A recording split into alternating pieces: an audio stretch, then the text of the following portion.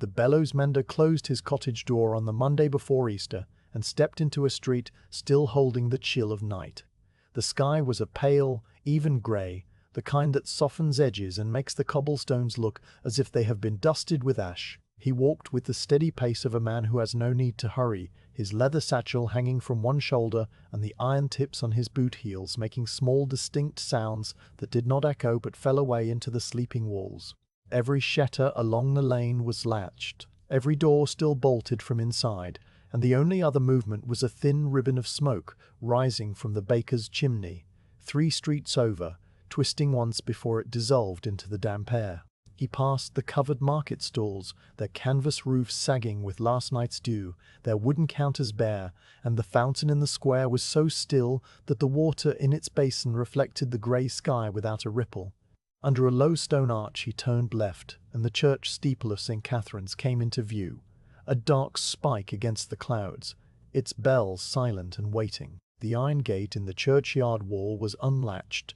and he pushed it open just wide enough for his body to slip through, letting it close behind him with a soft clank that startled a blackbird into flight from the yew tree. Gravel pressed through the soles of his boots as he crossed the path among headstones and tufts of new grass, heading toward the small south door that led directly into the lower nave, where the organ loft waited above. Inside the church, the air changed at once from the open coolness of the street to a dense, settled cold that seemed to have been storing itself for centuries. The scent was a layered thing, old beeswax from countless candles, stone dust that powdered the carved capitals, and a faint trace of frankincense from Holy Week services long past. All of it resting heavily in the high vaulted space. He dipped his fingers in the stoop by the door out of habit, though the basin was dry for Lent, and then stood for a moment, letting his eyes adjust to the dimness. The morning light strained through the tall windows in muted blues and ochres, falling onto the flagstones in soft lozenges that barely reached the center aisle. His footsteps made a slow rhythm along the side aisle, past the empty choir stalls and the unlit sanctuary lamp, until he arrived at a narrow spiral staircase of worn stone tucked behind a pillar. He climbed, one hand on the cold curving wall, the satchel bumping gently against his thigh, and emerged into the western gallery, where the great organ loomed like a quiet cliff of carved wood. The organ case soared upward into the shadows, its towers of pipes so dark with age they were nearly black, and the painted decorations on the pipe mouths, faded vermilion and dull gold, glimmered only when he passed within a hand's breadth of them. He did not touch the keyboard, which was covered with a length of grey linen, but walked around to the back of the case where a low wooden door, no taller than his shoulder, led into the bellows chamber. He unlatched the door and ducked through, setting his satchel on the floorboards just inside. The chamber was perhaps 8 feet long and 6 feet wide, its walls of rough plaster and exposed beam ends, and the ceiling was so low that he could not stand fully upright without grazing the top of his head. A single narrow window, a lancet no wider than a book, pierced the thick stone wall to his left, admitting a blade of grey light that illuminated a slow tornado of dust motes spiraling endlessly in the still air. The bellows themselves filled most of the room, 2 massive wedge-shaped constructions lying flat and silent on a heavy oak frame, their top boards sloping gently upward to a hinge point at the far end. They looked like enormous sleeping creatures folded into the dim space, their wooden ribs curving like the bones of a great whale, their leather skin dark and creased with age. The smell in the chamber was distinct from the church proper, a dry animal scent of old hide and linseed oil, overlaid with the must of ancient dust that had settled in every crevice and was not disturbed from one year to the next. He stood for a long moment just inside the doorway, breathing slowly, letting the silence settle into his ears until he could hear the faint, far-off rustle of jackdaws in the bell tower, and nothing else. He knelt beside the nearest bellows and ran his palms slowly over the surface of the top board, a slab of oak 2 inches thick and nearly 6 feet long. The wood was smooth from generations of hands rubbing against it during tuning and maintenance, but the grain still stood out in fine ridges that his calloused fingers could read like a text. He followed the long edge to the fold line where the leather gusset was attached, and here his hand slowed. The leather, once a deep chestnut brown, had faded to a dusty tan along the crease, and a network of fine cracks spread across its surface like the lines on a dried riverbed. He pressed gently with his thumb, and the leather gave a faint, powdery sigh, the sound of fibers separating from fibers after decades of flexing and relaxing with every breath of the organ. Where the stitching held the hide to the wooden rib, several threads had rotted through completely, leaving tiny dark holes that gaped like empty needle pricks, and the seam lifted slightly when he tugged with a feather-light pull. He traced each failing stitch with the tip of his index finger, moving from the hinge end toward the mouth of the bellows, counting the damaged spans with a silent, methodical attention that required no written record, because his hands had learned to remember lengths and distances over 40 years of such work. He moved around to the other side of the bellows and examined the matching gusset there, finding similar wear, though perhaps a little less advanced, the cracks shallower and the stitching intact, but visibly stretched in places where the thread had taken on a silvery sheen from constant friction. He laid his ear close to the leather while pressing the top board down slightly, listening for the telltale hiss of escaping air that would confirm what his eyes already told him. The sound came not as a single stream, but as a soft chorus of minute leakages, a whisper so faint it might have been the blood moving in his own ears, yet distinct in its scattered locations across the fold and along the tacked edges. He straightened up, his back making a small complaint at the prolonged crouching, and then unrolled a canvas tool wrap on the floor next to his satchel. The wrap contained a set of awls in different sizes,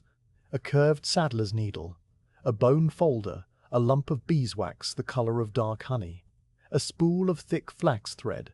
a small ripping knife with a handle worn smooth, and a knotted cord for measuring. He took out the cord, a simple length of hemp with knots tied at intervals of 1 handbreadth, and laid it along the first damaged section of the gusset to gauge the extent of the repair. The knots told him it was just over 3 handbreadths of failed stitching on the near side, and on the far side perhaps 2.5. He unwound the cord and measured the length of a secondary crack running perpendicular to the fold line, a place where the leather had split not at the seam but through the body of the hide itself, and found it nearly a full L from origin to tip. Each measurement was made with the same unhurried precision, the cord held steady with one hand, while the other pressed down the leather to get a true line. And after each measurement he coiled the cord loosely and moved to the next spot without any change in expression or pace. The light from the narrow window had climbed slightly, its beam now falling more directly on the bellows so that the dust motes danced in a brighter column, and he could see the full texture of the old leather,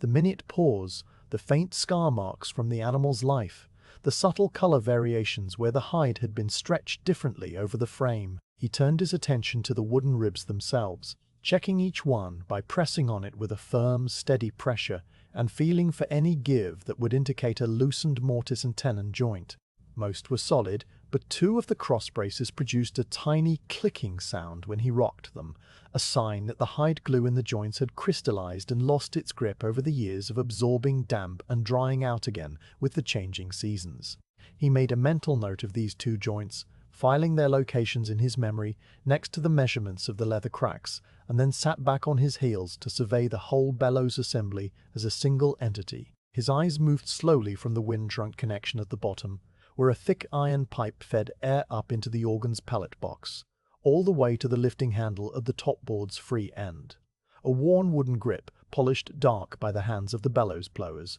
who had pumped this machine for services and rehearsals for more than a century. The handle hung from a simple hemp rope that passed through an iron pulley bolted to the ceiling beam, and he noticed that the rope had frayed slightly where it rubbed against the oak block, a small detail he would attend to later when the leather work was done. He picked up an awl from the tool wrap, a fine diamond-shaped point set into a turned boxwood handle, and used it to probe gently into one of the stitch holes where the thread had rotted away. The awl slid in without resistance, confirming that the hole was clear and not clogged with debris, and he worked it in a tiny circle to test the integrity of the surrounding leather. The hide held, not crumbling, which meant the damage was limited to the seam line and had not spread into the main body of the gusset, a finding that allowed him to plan a simple restitching rather than a full gusset replacement. He withdrew the awl, wiped its tip on a scrap of linen from his pocket, and returned it to its place with the same automatic care that a scribe gives to a pen.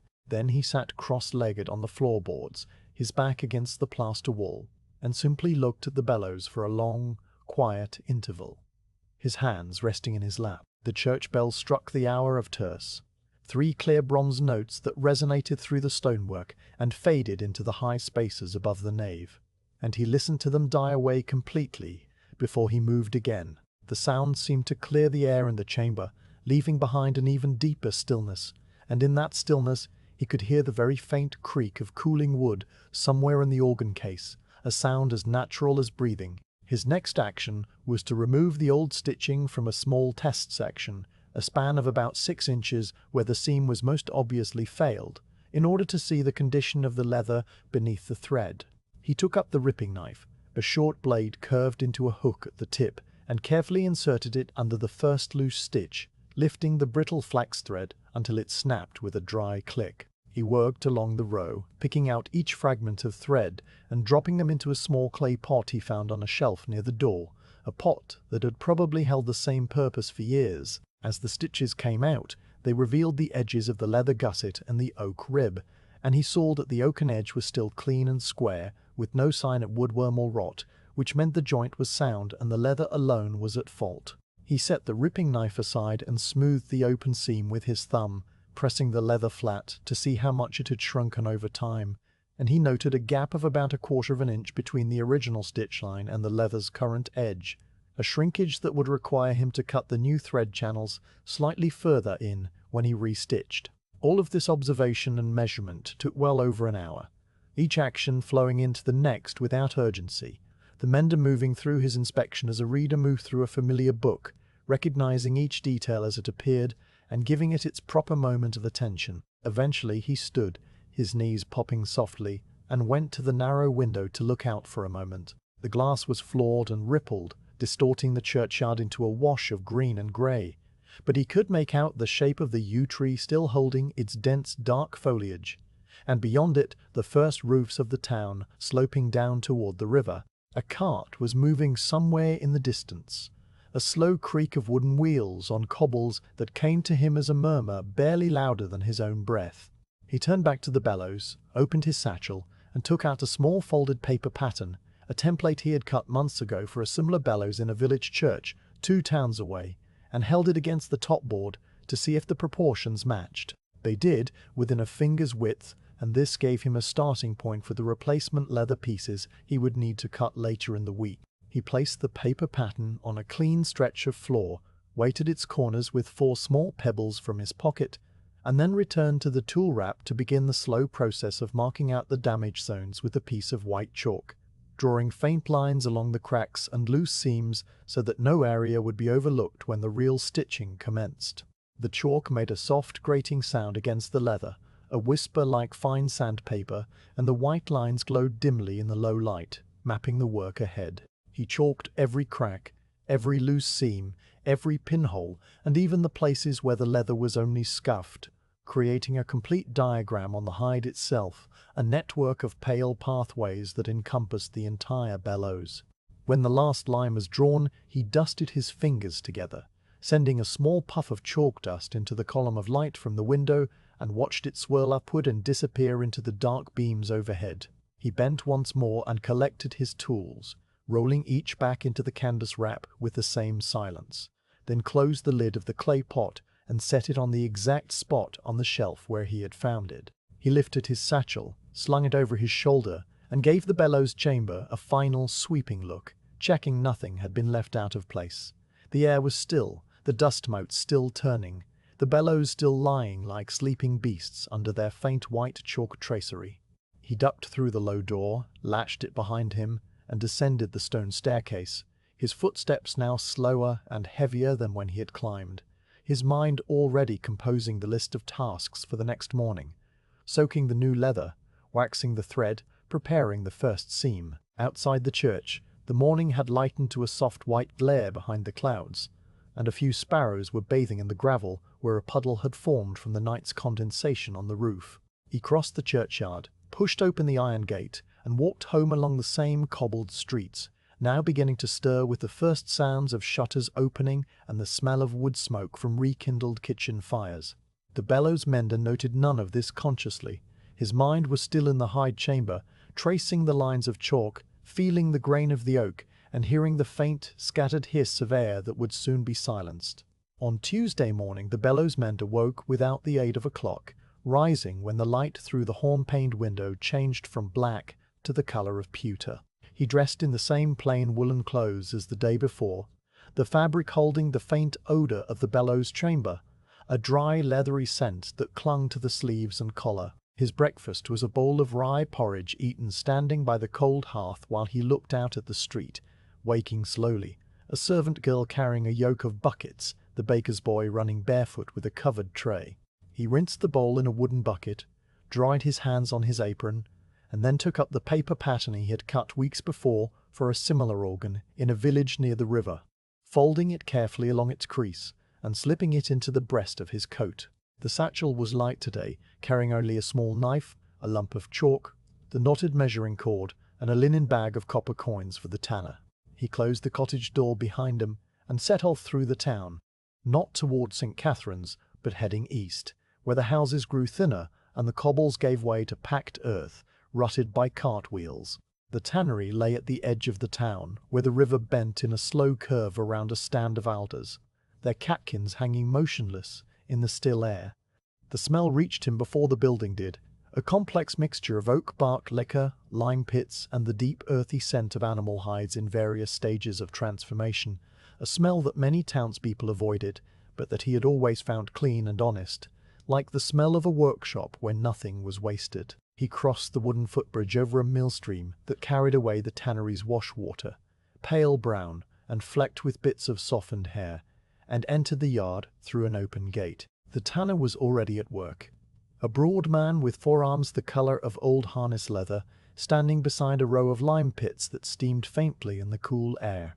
He raised a hand in greeting and then pointed toward the dark storage loft above the drying shed, where the finished hides hung on poles like stiff tapestries, waiting for a buyer who understood their value. The two men climbed a ladder of rough sawn pine that flexed under their weight, and the mender emerged into a long, low space lit only by gaps between the roof tiles. The air up here was dry and still, smelling of smoked hide and the faint sweetness of the oak-tanned liquor that had penetrated every beam. Hides were draped over horizontal poles in tiers, some still showing the shape of the animal's back, others trimmed into neat rectangles, their colors ranging from a pale fawn to a deep reddish brown. The mender walked slowly down the aisle, touching each hide with the back of his hand,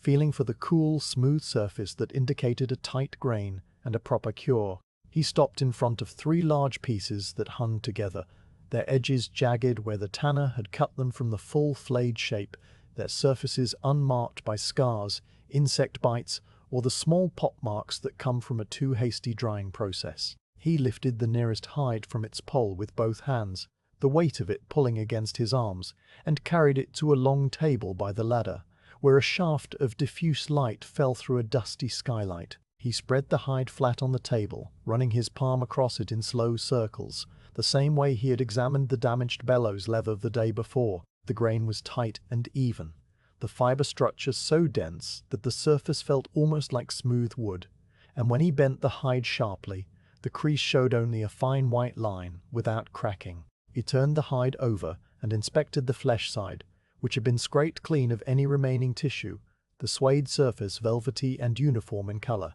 Satisfied, he set this piece aside and examined the other 2 in the same manner, taking his time with each, occasionally lifting a corner to his nose to check for the slightly sweet, earthy smell of properly oak-tanned leather, which would resist the dampness of the church far better than a smoke-tanned or rawhide piece ever could. The tanner stood by the ladder, picking at a splinter in the rail with his thumbnail, and said nothing, aware that the mender needed no advice and no commentary. When the inspection was finished, the mender counted out coins from his linen bag, the copper discs clinking softly onto the table, and the tanner helped him roll the 3 hides into a tight bundle that he could carry under one arm, tying it with a strip of waste leather that would itself later be used for patching valve flaps. The walk back to St. Catherine's was slower with the weight of the hides, and he shifted the bundle from arm to arm as he went, pausing once by the fountain in the square to rest it on the stone rim and retie the leather thong. The town was more alive at this hour, shopkeepers lifting their wooden shutters onto iron hooks, a woman shaking a feather mattress from an upper window so that the drifting down caught the light like snow. He paid none of this any particular attention, his mind already moving ahead to the bellows chamber, where he would need to unroll the hides, set out his bowls and tools, and begin the soaking that would make the stiff leather as pliable as heavy cloth. By the time he reached the south door of the church, the bells were ringing. Sext, and the sound accompanied him up the spiral stair to the gallery and into the now familiar dim space behind the organ case. He ducked into the bellows chamber and laid the bundle on the floorboards, unrolling it carefully so as not to crease the thick hide in ways that would later resist smoothing. The narrow window was letting in the same grey light as the day before, perhaps a little brighter, and the chalk lines he had drawn on the old bellows still glowed faintly against the dark leather, a white web that showed him the work ahead. He swept a section of floor with a small broom of birch twigs he found in a corner, clearing away the dust and old bits of thread that had collected, and then laid out his tools on a clean linen cloth, the curved saddler's knife, the straight iron ruler, a bone scribe, the bowl of lukewarm water, and a soft sea sponge the size of his fist. He placed the 3 new hides one on top of the other beside his tools, and then lifted the topmost hide, spreading it flat with a gentle shake that made a sound like a sail filling once and then going slack. The soaking bowl was a shallow earthenware basin he had brought up from the sacristy scullery. Its interior glazed a dull green. He filled it from the bucket of water he had drawn earlier at the churchyard pump, the water still cool but not cold, having stood in the chamber for an hour and absorbed the room's steady temperature. He dipped the sponge into the bowl, squeezed it lightly so that it was full but not dripping, and began to pat the surface of the first hide, working from the center outward toward the edges in a spiral pattern. The water darkened the leather immediately, turning the reddish-brown to a deep mahogany, and the hide seemed to soften even as he watched, the fibers relaxing and the board-like stiffness giving way to a suppleness that would allow it to follow the curve of the bellows ribs without cracking. He worked slowly, re-wetting the sponge after each spiral, ensuring that no dry spot remained to create an uneven stretch later. The water made a soft patting sound, repeated at regular intervals, and the scent of wet oak-tanned leather rose up, a smell that reminded him of a forest floor after rain, rich and ancient and entirely pleasant. When the first hide was uniformly damp and pliable, he folded it loosely and set it aside under a dampened linen towel to prevent it from drying before he was ready to cut. He repeated the soaking process with the second and third hides, each taking roughly the same amount of time because his hands moved at the same unhurried pace. The sponge traveling in the same slow spiral over and over until all 3 hides lay stacked under their covering cloth, dark with moisture and as flexible as heavy felt. He then dried his hands on a corner of his apron, took up the paper pattern from his coat, and unfolded it on the floorboards, smoothing out the creases with the heel of his hand. The pattern had been traced months ago from a bellows gusset of similar proportions, and he now compared its shape to the chalk marks on the old leather, holding it up against the side of the bellows with one hand while squinting along its edge to ensure the dimensions matched. They did as he had seen the day before, within a finger's width, and he made a tiny adjustment by trimming the paper with his knife, removing a crescent sliver that fell to the floor without a sound. Now came the cutting, a task that required the leather to be at precisely the right stage of dampness. Too wet, and it would stretch under the blade; too dry, and it would drag and cause a ragged edge. He retrieved the first hide from under its towel and spread it on the cleared floor space, positioning the long edge of the pattern along the hide's straight side where the tanner's trim knife had already made a clean line. The bone scribe was a simple tool, a sharpened rib of ox polished by years of use, and he ran its point along the pattern edge with enough pressure to leave a faint groove in the damp leather, a pale line that would guide the knife. He made the scribing in one continuous motion, his hand traveling the full length of the hide with the steadiness of a man drawing water from a well. And then he removed the pattern and examined the line to be sure it was true. The saddler's knife was next, a half-moon blade set into a stout wooden handle, its edge honed until it could shave the hair from his forearm. He knelt on the floor, one knee on a folded sack for cushioning, and set the knife point into the start of the scribed line, then pushed the blade forward with a controlled, even pressure that parted the leather as smoothly as a boat bow cutting still water. The sound was a low, hissing slice, not a tear, but a clean severance, and the cut edge revealed the interior of the leather in a smooth cross-section the color of cinnamon. He cut all 4 edges of the gusset panel, trimmed 2 smaller reinforcement patches from the offcuts, and set the finished piece aside under its own damp cloth. He repeated the process with the second hide, cutting a mirror image gusset for the other side of the bellows, and then from the third hide he cut a large rectangular panel that would replace the entire worn top surface of the bellows board,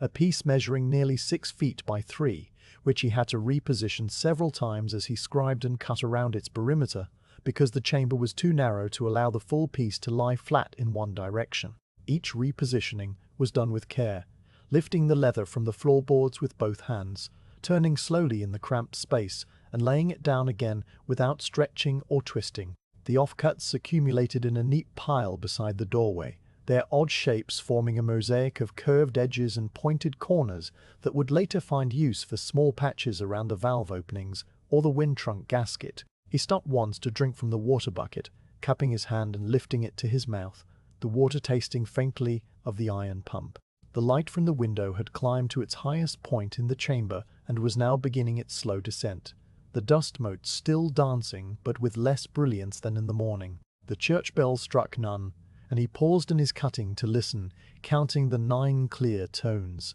his hands resting on his thighs while he stared at the half-trimmed hide before him. When the last tone had died into the stonework, he resumed, trimming the final edge of the large panel and setting it with the others. With all the pieces now cut and resting under their damp coverings, he turned to the task of preparing the oaken ribs for the new leather. Although the main stitching and tacking would not happen for another day, he wanted the wood surfaces to be perfectly clean so that the new hide would adhere without any trapped grit that could abrade the fibers from within. He took a piece of fine woven linen and dampened it slightly, then wiped down each rib from hinge to mouth, removing the chalk lines of the day before and with them the last traces of dust and powdered leather. The ribwood was dark with age but sound, the grain tight and straight, and under his cloth it took on a dull sheen that showed the medullary rays as faint silver ribbons.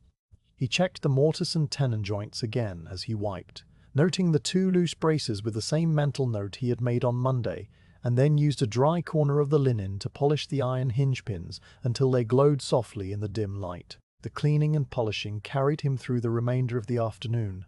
a quiet, repetitive work that demanded no thought, only the motion of hand on wood, hand on iron, cloth turning from clean to grey as it collected the residue of decades. When the last pin was wiped and laid back in its cloth nest, he gathered all his tools, folded the linen cloths, and stored the cut leather pieces carefully in a stack under a double layer of damp towelling to keep them at the perfect moisture level overnight. He poured the remaining water from the soaking bowl into the bucket, wiped the bowl dry, and set it back on the shelf with the small clay pot of old thread fragments. The chamber now held a different smell from the morning, the wet leather odor mingling with the older scents of beeswax and dry wood, creating a layered atmosphere that was both fresh and ancient. He stood in the doorway and looked back at the stack of damp hides, each one a blank tan shape waiting to be stitched into the great bellows to become a part of the church's breathing for another century. The chalk lines on the old leather had been mostly wiped away during the cleaning, with only a few faint remnants still visible near the hinge,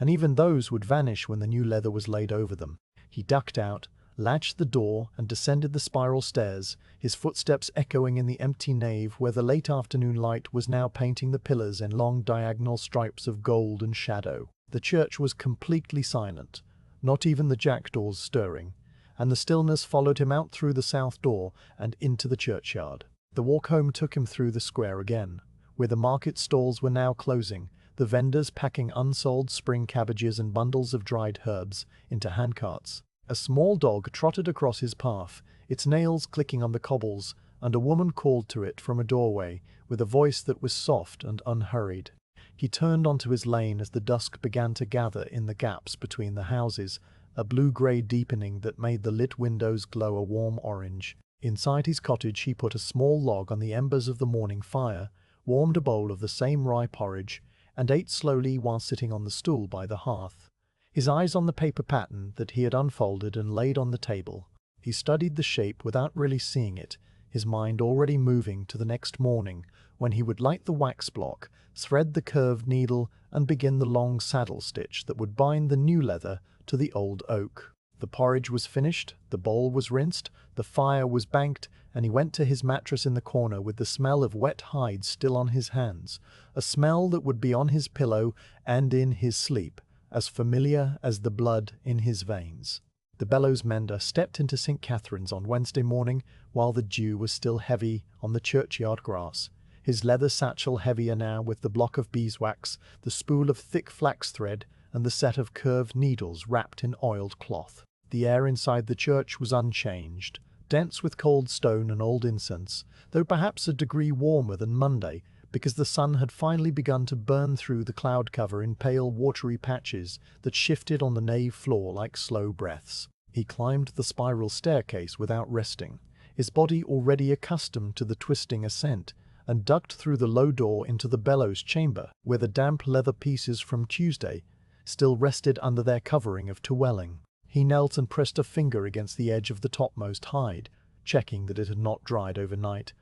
The leather was as supple as it had been when he left it, cool and smooth, and holding exactly the right amount of moisture to take the stitch without tearing. He swept the floor space in front of the bellows with the birch twig broom, clearing a clean rectangle of boards where he could work cross-legged without picking up splinters, and then laid out his materials in the order he would need them. First the block of beeswax, a rectangular cake the size of his palm, its surface grooved from years of thread being pulled across it, and its color a deep amber where the light caught it. Next, the spool of flax thread, wound tight on a turned wooden bobbin, each strand composed of 5 fine fibers twisted together so that the whole was as strong as a thin cord, but flexible enough to pass through a needle eye no wider than a grain of barley. Then 3 curved needles laid in a row, their triangular points sharpened on a waterstone until they gleamed, the curve of their shanks designed to scoop through thick leather without breaking the grain. A lump of beeswax softened by the warmth of his pocket joined the block on the floor,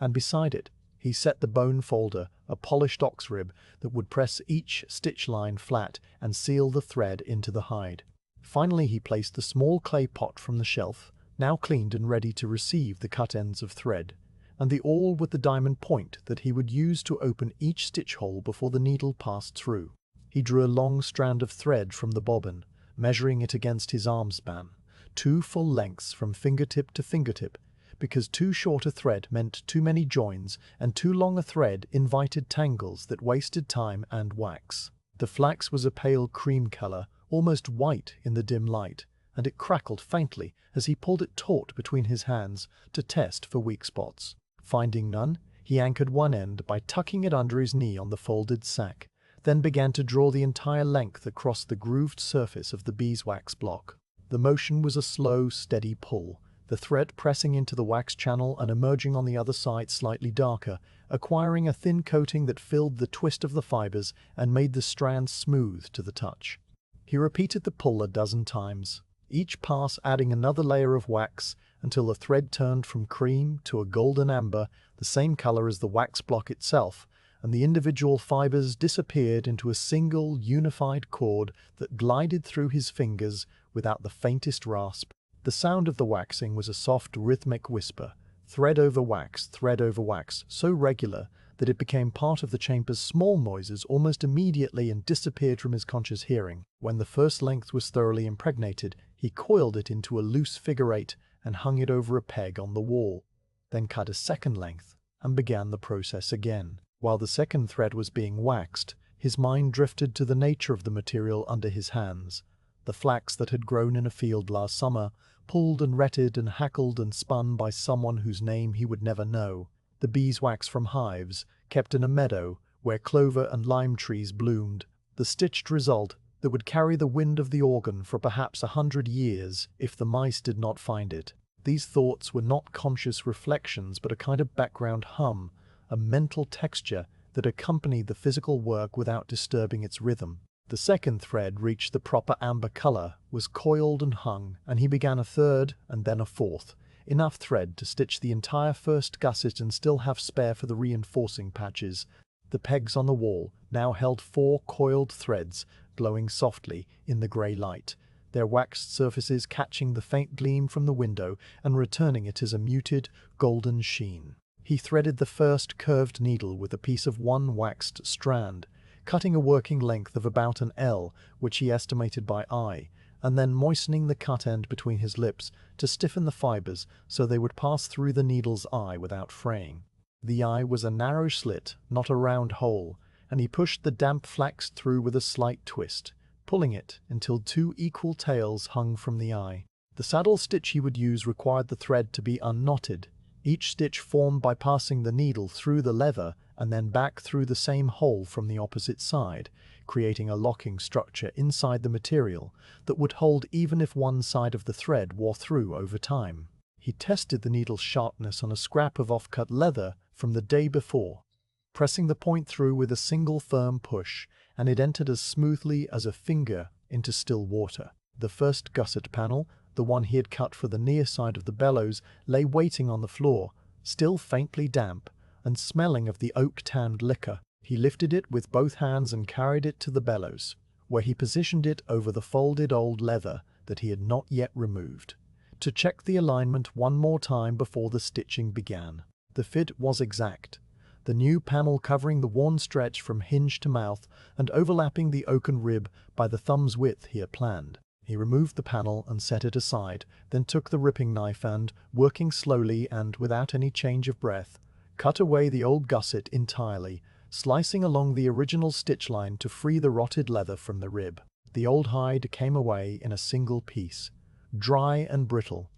cracking as he folded it into a small square that he placed on the pile of offcuts by the door, to be used later as a pattern for future repairs in other churches. The oaken rib beneath was now bare, its surface clean from yesterday's wiping, and he ran a fingertip along its length to confirm that no old thread fragments remained embedded in the grain. He lifted the new gusset panel and laid it over the rib, smoothing it down from the center outward so that no air bubbles were trapped between the leather and the wood. The damp hide clung slightly to the oak, its natural tackiness holding it in place while he aligned the edges with the chalk guide marks he had drawn on Tuesday morning, faint lines that he now retraced with a fresh piece of white chalk. When the panel was perfectly positioned, he weighed down its free edges with the 4 small pebbles from his pocket, the same ones he had used on Monday, to prevent the leather from shifting during the first stitches. He took up the awl and the threaded needle and sat cross-legged on the floor beside the bellows,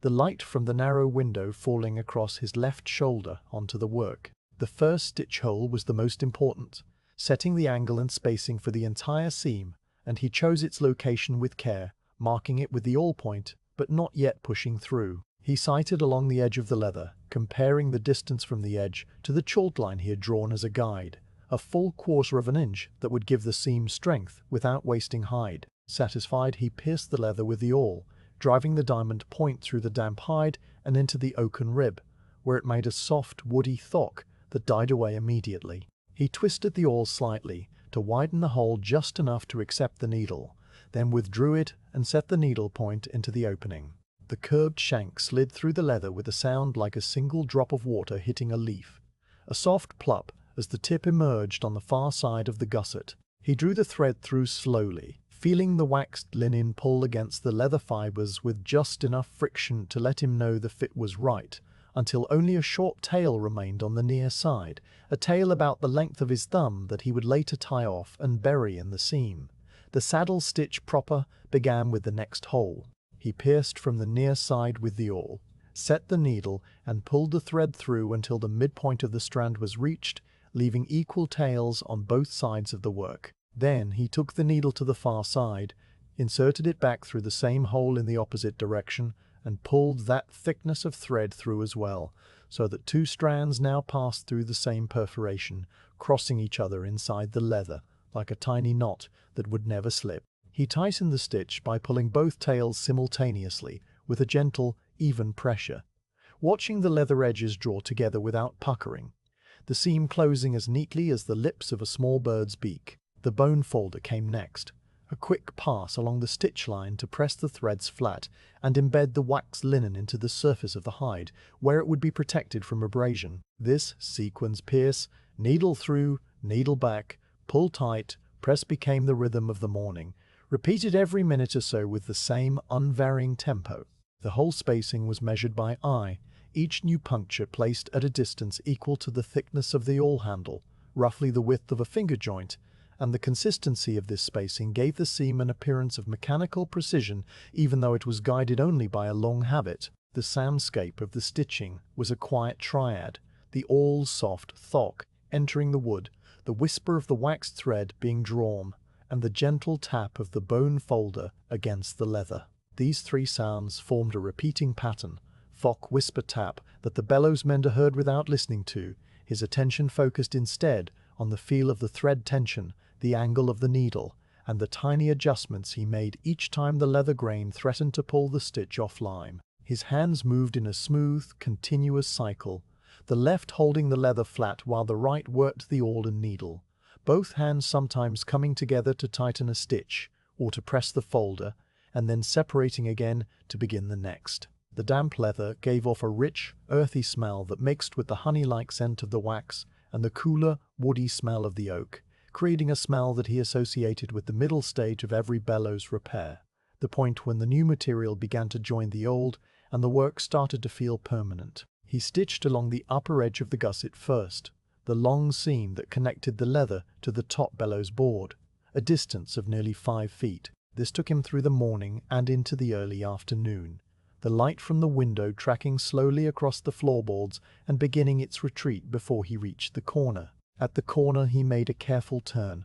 folding the leather at a precise 45-degree angle, so that the seam would follow the triangular shape of the gusset without bunching, and continued down the diagonal edge toward the hinge. Every Dacian stitches, he paused to test the tension by pinching the seam between thumb and forefinger and pulling gently, feeling the thread lock firm without any give, the waxed linen holding the leather against the oak, with a grip that would only strengthen as the hide dried and shrank slightly, tightening the entire assembly. Once, when a stitch pulled a fraction looser than it should have, he unpicked it with the awl tip, drew it out, and restitched the same hole with a fresh section of thread, the correction so swift and unobtrusive that the rhythm of the work barely paused. The church marked the passage of the hours with its bells, tercian, sext, and none, each set of tones arriving as a distant bronze-colored presence that briefly overlaid the small sounds in the chamber before receding into silence. The mender took a brief pause at none, setting down his tools and standing to stretch his back, his spine giving a series of small pops as he straightened for the first time in hours. He walked to the narrow window and looked out at the churchyard, where the afternoon sun had finally broken through in a low slanting light that turned the yew tree a bright, glossy green and made the headstone shadows stretch long across the grass. A cat was crossing the gravel, its tail high, its steps deliberate, and he watched it disappear behind the south porch before he turned back to the bellows and knelt again. The stitching continued along the remaining 2 edges of the gusset, the lower edge that sealed to the bottom bellows board and the vertical edge at the hinge end. The pattern of work never varied, yet his hands seemed to know exactly when to reach for the awl without his eyes leaving the seam, exactly how much wax to rub onto the thread when a section grew dry from the friction of repeated pulling. The bone folder developed a warmth from his palm, and the beeswax block accumulated a new groove parallel to the old ones, a tiny channel that future menders might notice or might not. The afternoon deepened, the light from the window shifting from white to a faint gold and then to a cool grey as clouds regathered,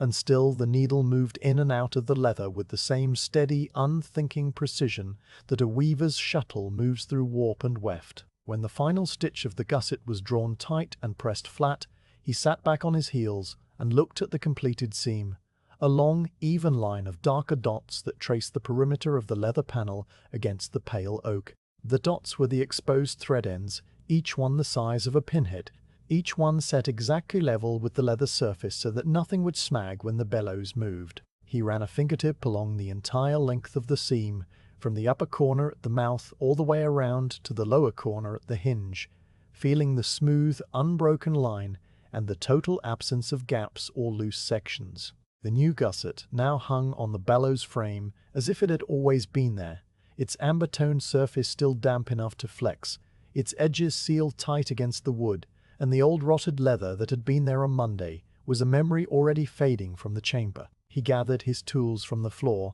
wiping the oil on the oiled cloth and returning it to the wrap, coiling the unused waxed threads and hanging them back on the pegs. The bone folder he cleaned by rubbing it on a scrap of dry hide, removing the thin film of wax that had accumulated, and then he placed it in its designated slot in the canvas roll. The small clay pot held a collection of snipped thread ends, offcuts from the many times he had rethreaded the needle after the working length grew too short to manage, and he emptied these into his palm and then into the pile of waste by the door. The chamber floor, where he had been sitting for hours, bore the impression of his folded sack and the faint marks of his knees in the dust, marks that he brushed away with the birch twig broom before leaving, as was his custom. The window's light had dimmed almost to darkness, the early spring evening closing in, and the dust motes had ceased their dancing because there was no longer enough light to make them visible. He stood in the doorway of the bellows chamber, looking back one last time at the single gusset completed.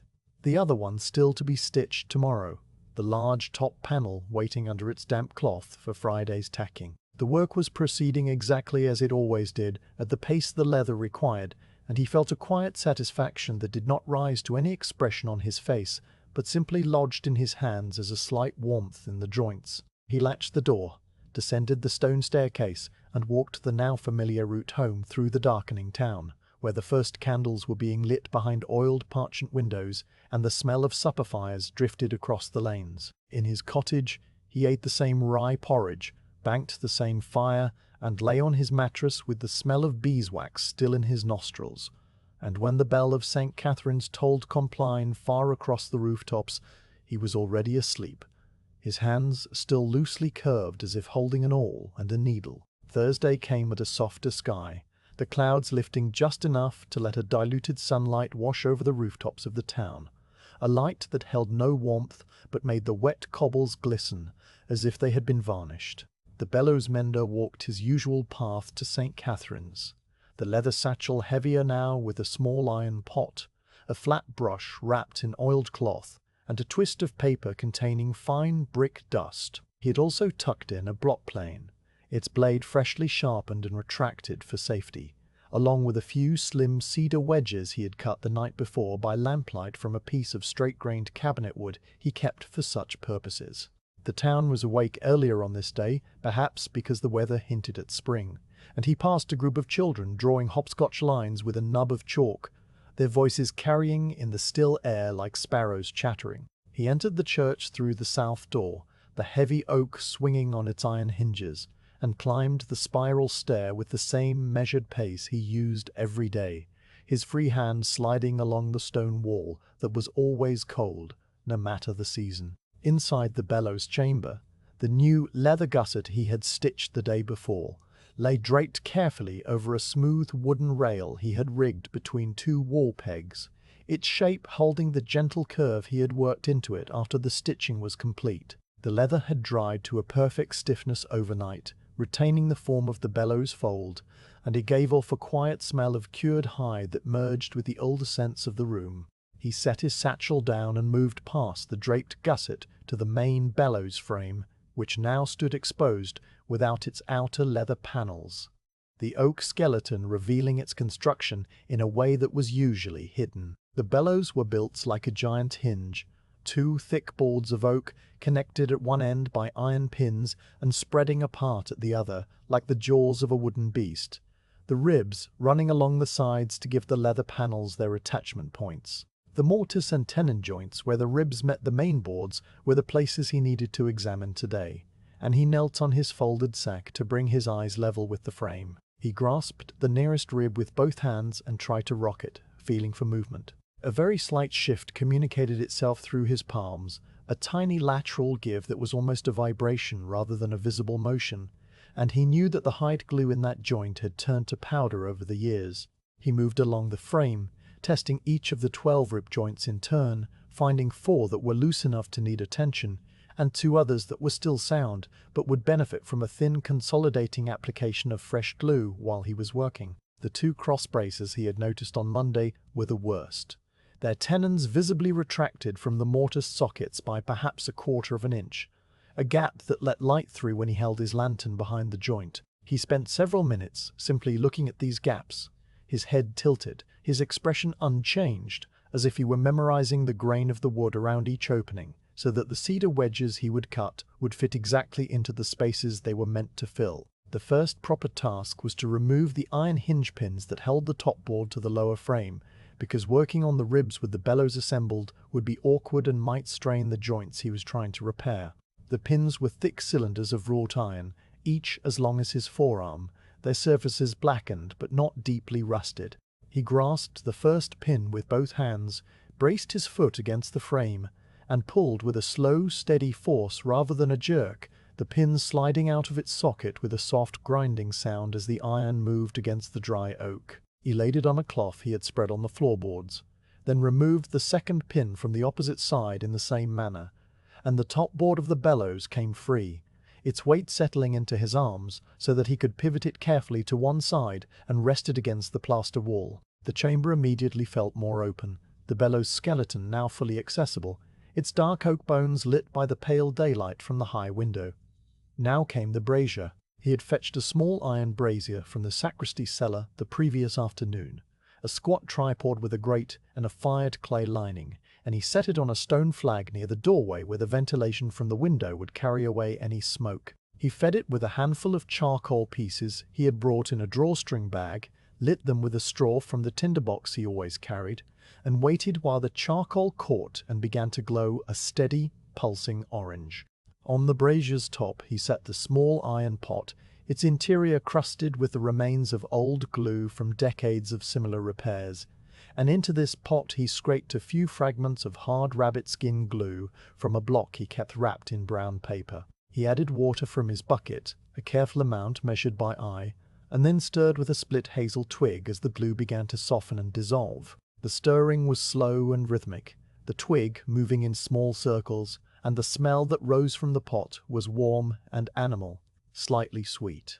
a scent that reminded him of the tannery, but gentler, more domestic. He stirred until the liquid ran off the twig in a smooth amber stream, the consistency of thin honey, and then he lifted the pot from the brazier with a folded rag and carried it to the bellows frame. He knelt beside the first loose joint, the one at the hinge end of the lowest rib, and dipped his flat brush, a stubby thing of hog bristle bound to a short beech handle, into the warm glue. The liquid coated the bristles heavily, and he applied it to the open mortise socket with small dabbing motions, working it into the grain of the oak, watching it sink into the dark wood and disappear. Then he brushed glue onto the tenon, the projecting tongue of wood that would slide back into the socket, and he did the same for the second joint on the opposite rib. Before the glue could cool and set, he selected a cedar wedge from his pocket, a thin slip of pale wood cut with a taper as fine as a needle at its tip, and he inserted it into the gap between the tenon and the mortise wall,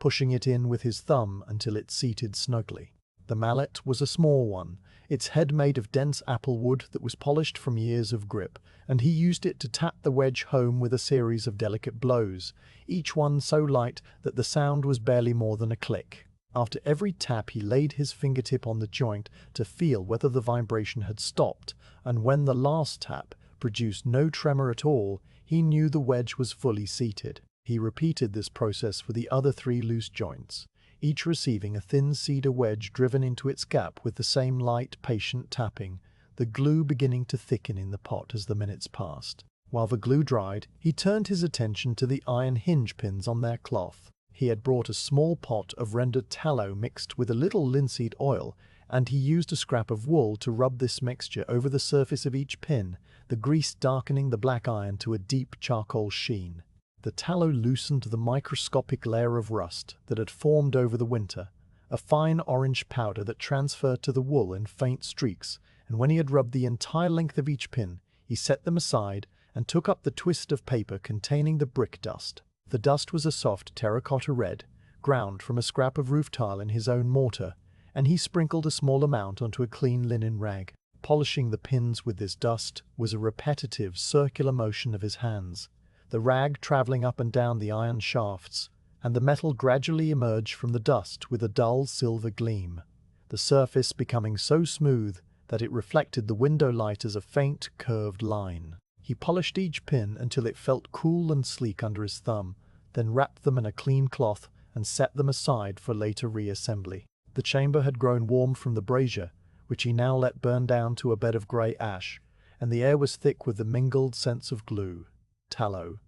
and iron. He spent the next hour moving from joint to joint, testing each wedge with a careful press of his thumb, and where the glue had fully hardened, he applied a second thin coat with the brush, sealing the wedge and tenon together into a solid mass that would resist the stresses of flexing for decades. The extra glue soaked into the wood in dark patches that spread slowly and then stopped, and he watched these patches dry with patient attention, ensuring no drips ran down the ribs to mar the surfaces where the new leather would later be tacked. The final task of the afternoon was to dress the wooden cheeks, the long side rails of the bellows frame that ran from hinge to mouth on both sides. Over time, these rails had developed slight high spots where the oak grain had swelled and warped unevenly in the changing humidity of the church. He knelt beside the left cheek and ran his hand along its edge, feeling for the bumps and hollows that his eyes could not see in the dim light.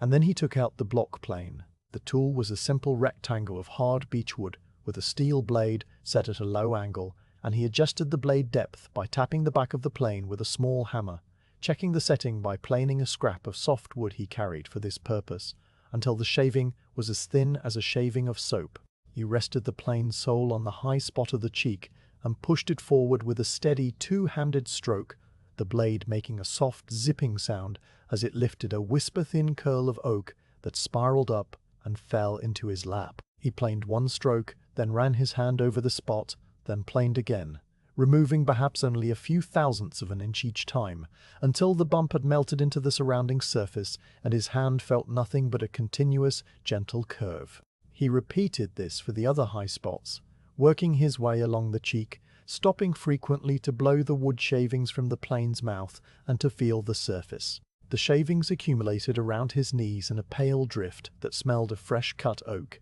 a clean, sharp scent that cut through the heavier glue smell and made the chamber feel momentarily like a carpenter's shop. After the left cheek was smooth, he did the same for the right, and then he inspected the edge of the bellows mouthboard, finding only one small rough patch that he planed away with a single light stroke. His back ached gently from the prolonged kneeling, and he stood up carefully, pressing his palms against the small of his spine as he surveyed the frame. The joints were now tight, their wedges invisible but present. The glue had dried to a hard amber crust along the seam lines, and the iron hinge pins lay wrapped in their cloth, clean and ready. The air in the chamber had cooled again as the brazier died away, and the window was now showing the blue-grey of early evening, the dust motes settling for the night. He poured the last of the warm blue water from the pot into a corner of the floor, where the stone was already stained dark from generations of similar disposals, and he wiped the pot clean with a rag before returning it to his satchel.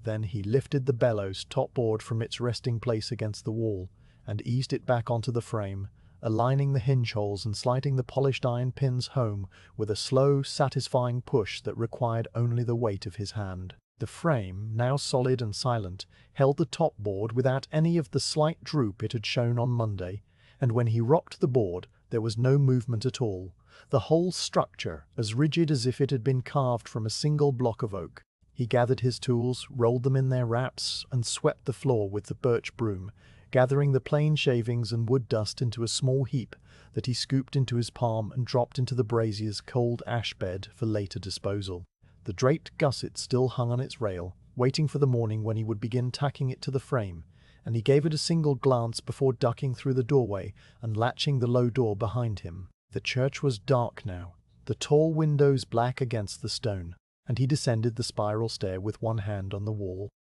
his footsteps slow and careful on the worn concavities of the stone treads. Outside, the night air was cool and moist, carrying the smell of the yew trees and the distant river, and he crossed the churchyard with the satchel bumping against his hip. The day's work settled in his bones as a quiet, familiar fatigue. The town had drawn in its shutters, and the only light came from the few street lanterns that the watchman had lit an hour before, their flames burning steady in their glass cases. He reached his cottage, unlaced his boots, and sat for a while on his stool near the hearth, not thinking of anything in particular, just resting in the presence of the silent room, his hands smelling of brick dust, glue, and fresh oak, a combination that meant the Bellows were one step closer to breathing. On Friday, the sky was a flat, pale pearl that gave no shadows, the kind of light that made the edges of the rooftops soft and indistinct, and the Bellows Mender walked to St. Catherine's with the tack hammer's wooden handle protruding from the mouth of his satchel like a small extra limb. The hammer was a light cross-peen, its face round and slightly domed, its peen shaped like a narrow wedge for setting tack heads just below the surface of the hide, and the handle was made of ash that had darkened over 4 decades from the oils of a single hand. Inside the satchel, wrapped in a square of oiled canvas to keep the iron from rusting, lay a pound of small hand-forged tacks, their shanks rough with the tiny hammer, scars of the nailer who had shaped them over a charcoal fire, their heads blackened and slightly irregular. He also carried the clay dish that would hold a working handful of tacks,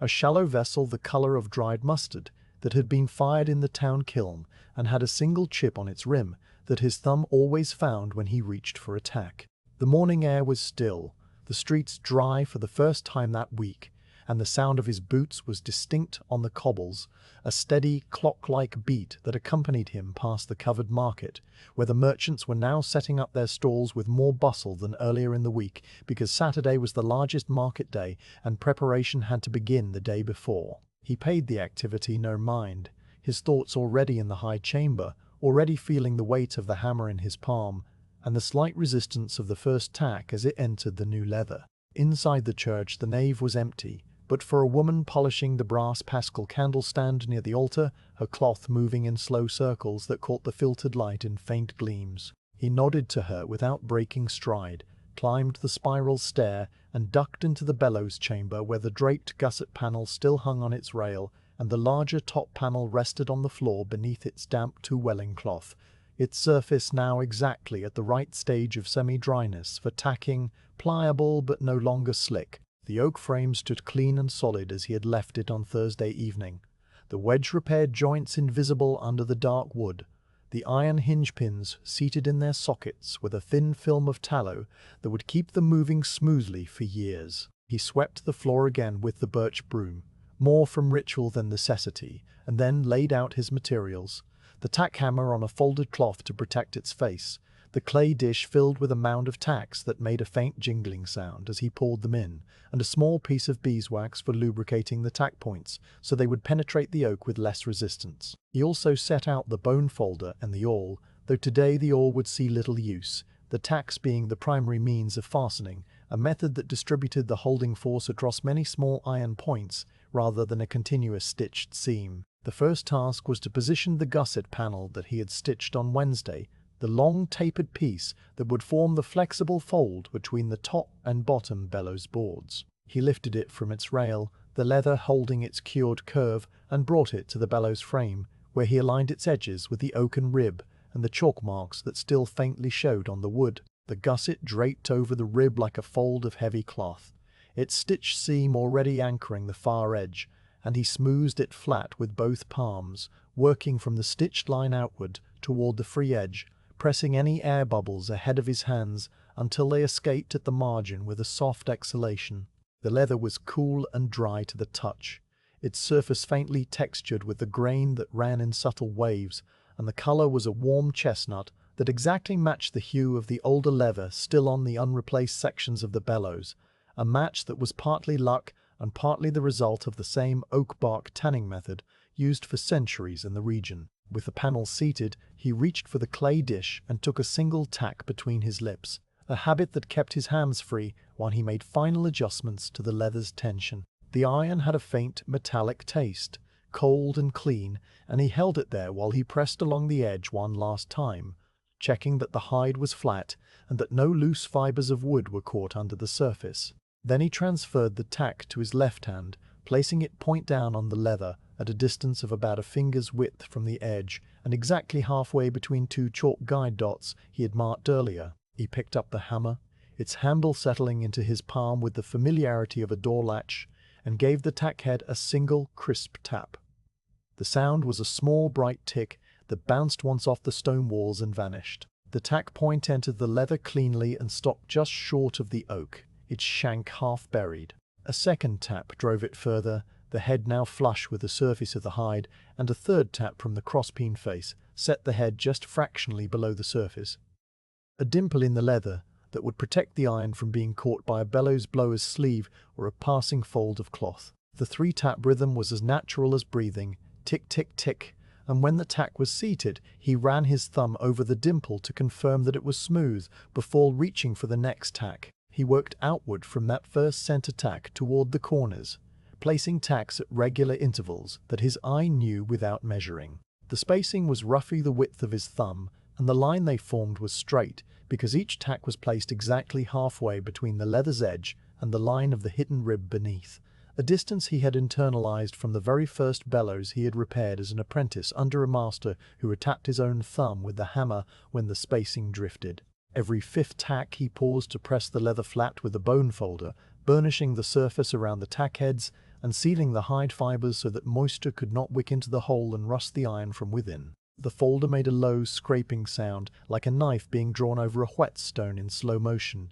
and the leather developed a soft gleam along the burnished path, a reflective line that traced the tack row. The tacks went in one after another, the dish slowly emptying, the chamber filling with the smell of iron and the faint sweetish odor of the beeswax he dabbed on the tack points every 24 or so to ease their passage into the dense oak. His hand moved from dish to leather to hammer in a continuous, fluid loop, and the only interruption came when he needed to refill the dish from the oiled canvas sack, which he did twice during the course of the morning, each time pouring a fresh cascade of tacks that clattered like tiny iron hail. When the lower edge of the gusset was fully tacked from the hinge corner to the bellows mouth, he shifted his body to address the upper edge, the one that sealed the gusset to the underside of the top board. This edge required him to work with his arms raised slightly, the hammer tapping upward against gravity, and the rhythm of the work adjusted accordingly, the tacks needing a firmer initial tap to start them in the overhead position. His shoulder began to feel the strain after the first 20 tacks, a dull warmth that spread across his deltoid and down his upper arm. But he did not pause because pausing would have prolonged the discomfort, whereas steady motion kept the muscle warm and loose. He worked from the center outward again, the tacks forming a second parallel row, the leather slowly becoming part of the frame, its free edges disappearing under the dimpled line of iron heads. By the time the Angelus bell rang at midday, the gusset was fully attached on all its edges, a secure, continuous bond of iron and hide that would flex 100,000 times over the life of the bellows and never loosen if the work had been done properly. He sat back on his heels, rested the hammer on his thigh, and looked at the completed attachment while the bell tones died away into the stone vaulting. The tacks glittered in neat, orderly rows, their heads like tiny dark planets strung on invisible orbital lines, and the leather between them was smooth and seamless, without a single wrinkle or bubble. He ate a small piece of dark bread he had brought wrapped in a cloth, chewing it slowly while he stood at the window and watched the churchyard fill with the first few people coming for the midday prayers,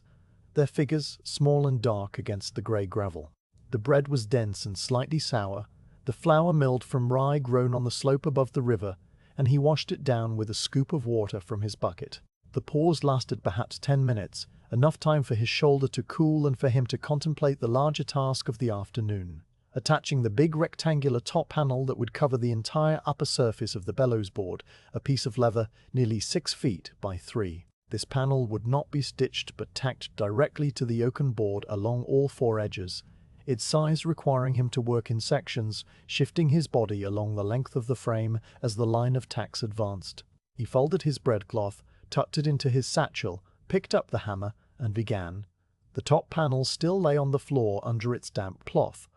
the leather having been kept at the proper moisture by the twelling that he now peeled back. He lifted the panel carefully, its full weight dragging at his arms, and carried it to the bellows board, where he flopped it smoothly across the oak surface, its edges overhanging the rim by exactly the thumb's width he had planned. The lever settled into place with a soft, heavy sound, like a thick blanket being shaken once, and he stood for a moment with his hands resting flat on its surface, feeling the slightly cool, slightly oily skin of the hide and the firm resistance of the oak beneath it. He aligned the center of the top edge first, pressing the overhang down over the rim of the board and holding it there with his left palm, while his right hand reached for a tack. The first tack on a large panel was always the anchor for the entire piece, and he took extra care with its placement, measuring the distance from the corner with a deliberate counting of thumb lengths and sighting along the edge to be sure the leather had not drifted. The hammer fell in its 3-beat cadence,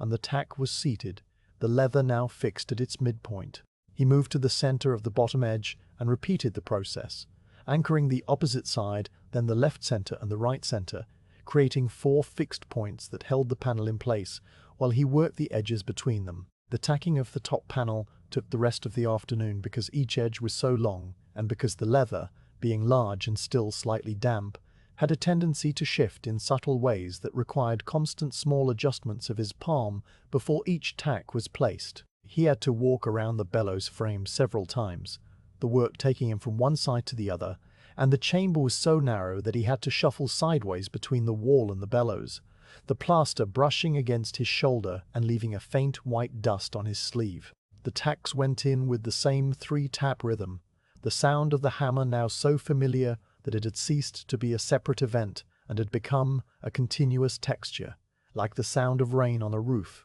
steady and unbroken. The clay dish was refilled 4 more times, the oiled canvas sack growing lighter, and the bone folder was in constant motion, burnishing the edges around each cluster of tacks until the leather near the rim of the board took on a polished, compacted appearance that would shed dust and resist mold. The light from the window shifted slowly, the beam moving from the east end of the chamber to the west, and the dust motes that danced in its path occasionally settled on the leather tiny specks of white that he brushed away with a flick of his thumb before they could become trapped under a tack head. As the final stretch of the final edge approached, he felt the familiar sensation of nearing the end of a long task, a slight lightening in his shoulders that was not physical but mental, a knowledge that the work had been completed correctly and that nothing remained except a few steps tomorrow to test the seal. He placed the last tack at the corner of the top panel, gave it its 3 taps, and then stood back,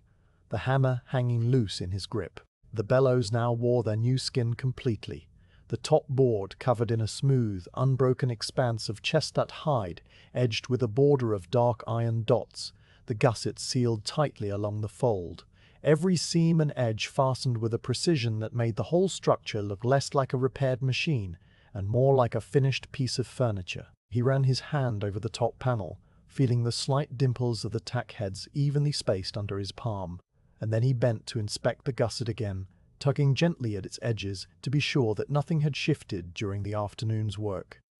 Nothing had. The leather held firm, the tacks were seated, and the bellows were now 1 step away from being ready to hold the wind. The chamber was growing dim, the window showing a sky that had deepened to a soft lavender, and the evening was quiet except for the faint sound of the blackbird singing its last phrases in the yew tree. He gathered the empty tack sack, folded it, and placed it in his satchel along with the hammer, the dish, and the remnant of the beeswax block. The bone folder was wiped clean of wax, the awl was checked for any blunting and found still sharp, and the birch broom was swept once more across the floor to collect the odd bent tack or leather offcut that had fallen during the day. He stood in the doorway of the chamber and looked at the bellows, fully skinned and silent, and a thought passed through his mind that was not quite a word, but an image of the organ pipes filling with air, the sound rolling out across the nave and into the dark morning of Easter. He ducked through the low door, latched it, and descended the stair with the careful, slow tread of a man whose legs were tired from standing all day.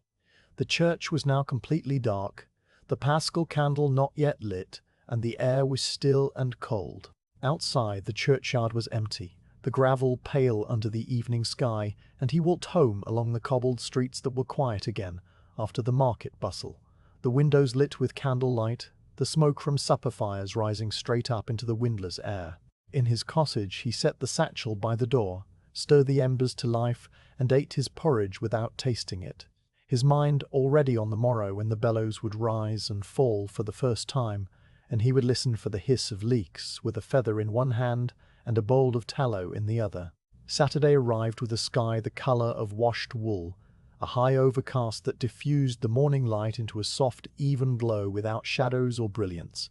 and the bellows mender walked to St. Catherine's carrying a small covered pot of rendered beef, tallow mixed with beeswax, still warm from his hearth, wrapped in a thick cloth to hold the temperature. In his satchel he also had a bundle of goose feathers, the primary quills from the wing, their barbs stiff and regular, each one a pale grey that would show the slightest movement of air. He had trimmed the feathers the night before by candlelight, cutting the quill ends at a slant with his small knife so they could be held easily between thumb and forefinger. The streets were quiet in the way that Saturdays often were, a restful pause before the market reached its full clamour, and the few people he passed gave him the small nods of recognition that townspeople give to a craftsman whose work they do not understand, but whose presence they accept as part of the fabric of the place. He turned into the churchyard, the gravel crunching under his boots, and let himself into the south door where the interior darkness wrapped around him like a cool, still blanket. The bellows chamber smelled different now,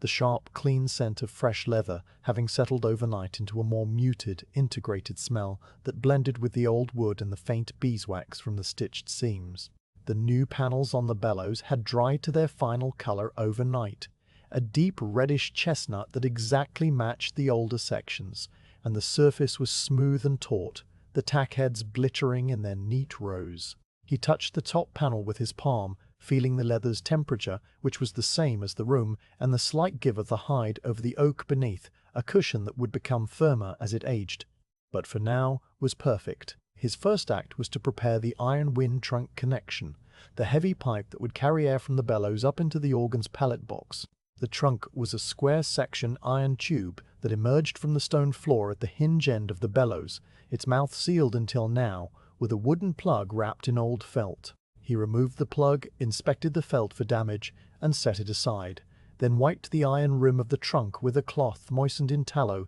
to ensure a smooth sealing surface. A gasket of soft sheepskin cut to shape earlier in the week and soaked in the same tallow and wax mixture was pressed into place around the trunk opening, its woolly side facing the bellows, the skin side against the iron. He then lowered the bellows onto the trunk, aligning the intake port on the underside of the bottom board with the iron rim, and tightened the two iron wing nuts that drew the bellows down onto the gasket, compressing the sheepskin until it oozed a tiny bead of tallow around the joint, a sign that the seal was complete. The moment of the first lift had arrived. He stood at the free end of the bellows, grasped the worn wooden handle with both hands, and lifted slowly. The top board rose on its hinge, the new leather gusset unfolding along its stitched and tacked seams, and the bellows mouth opened, drawing in a long, silent breath of chamber air. There was resistance, the slight weight of the top board multiplied by the stiffness of the new hide, but the movement was smooth and uninterrupted, with none of the catching or creaking that would have indicated a misaligned joint or a tack driven too deep into the hinge area. He held the board at its full extension, his arms steady, and listened. The silence in the chamber was absolute. He then lowered the board, pushing it down with the same slow, controlled motion, and as the bellows closed, the air inside was compressed and forced toward the wind trunk. The sheepskin gasket held, the iron joint was tight, and the air had only one place to go, up through the trunk and into the silent forest of pipes that waited above in the organ case. He lifted and lowered the bellows 5 times, a full cycle each time, and on the 5th descent he stopped with the board held halfway down and bent his head close to the gusset fold, listening. There it was, the faintest whisper, a sibilant so fine that it might have been the sound of a spider walking across parchment. The air was escaping not from the stitched seams, which were tight, but from the stitch holes themselves, the places where the awl had pierced the leather and the thread had not completely sealed the void, a normal condition for new stitching that had not yet been treated. He also heard a second, even smaller leak near the corner where the gusset met the top board, a place where the tack line had left a tiny channel between the tack shank and the leather fibers. A third leak was at the hinge fold, where the leather flexed and the pores of the hide had opened slightly when the new gusset was first bent. Each leak was minute, the sum of them probably not enough to affect the organ's speech, but the bellows mender's standard was not sufficiency, but perfection, and so he settled onto his stool beside the bellows, laid out his feathers and his pot of tallow mixture, and began the slow, methodical work of sealing every microscopic breach. The feather was an instrument of exquisite sensitivity. He held the quill between thumb and finger, the feathered end hovering just above the suspect's stitch line, and moved it along the seam at a snail's pace. When the barbules fluttered, a shiver so tiny it was almost invisible, he had found a leak. The fluttering was a silent signal, the feather dancing to a breath of air that his ear could not detect and his skin could not feel. But that was real and measurable by this most delicate of tools. At each fluttering spot he dipped his finger into the warm tallow mixture, which had the consistency of a soft salve, and rubbed it into the stitch hole with a small circular motion of his thumb. The tallow was a pale ivory color, the tint of clotted cream, and it darkened the leather momentarily before sinking in and vanishing, leaving behind only a matte smoothness that was impervious to air. The beeswax in the mixture gave it body, so that it would not melt and run in the summer heat, while the tallow fed the leather fibers and kept the threads supple, a treatment that would last for years if the church did not become too damp in the winter months. He worked along the stitched seam from the hinge to the mouth and back again, feather and finger moving in alternation, the rhythm unhurried and repetitive, the leaks closing one by one until the feather drifted along the seam without the slightest tremor. The tackline leaks required a slightly different approach. The iron tacks, having been driven through the leather into the oak, had created minute channels around their shanks where the hide had been stretched rather than cut, and these channels could pass a thin stream of air under pressure. At each tack that showed a flutter on the feather, he applied a tiny bead of the tallow mixture directly around the tack head, working it into the dimple with the point of an awl so that it penetrated down into the channel and sealed the gap between iron and leather. The tallow would also protect the tack from rusting, a secondary benefit that the metal would appreciate silently over the decades. The work was painstaking, each tack along the fold line and the edges needing individual attention, and the time passed without him noticing, the only markers being the gradual change in the light from the window and the slow emptying of the tallow pot. The smell of the room had altered again, the old leather and wood now overlaid with the warm, slightly meaty scent of the tallow, which was not unpleasant, but was certainly distinctive, a smell that any organ builder would recognize instantly as the sign of a freshly sealed bellows. When the feather could traverse every inch of the seams and tack lines without a single barbule stirring, he turned his attention to the bellows action itself. The real test was not static sealing but dynamic holding, the ability of the bellows to maintain pressure while being worked, and so he began to pump the handle in long, steady strokes, lifting and lowering the top board perhaps 20 times in succession, building up a steady breeze that rushed through the wind trunk and into the silent organ. The bellows rose and fell with a soft, rhythmic movement, the leather panels flexing along their fold, the oaken frame creaking once as it settled into its new tightness, and then falling silent. He stopped pumping, holding the top board at the bottom of its stroke, and stood motionless, listening. The chamber was so quiet that he could hear his own pulse in his ears, a low throb that he mentally subtracted from the sounds around him. The bellows held their pressure, the top board not creeping upward as it would if air were escaping, and the feather remained still at every point he had checked.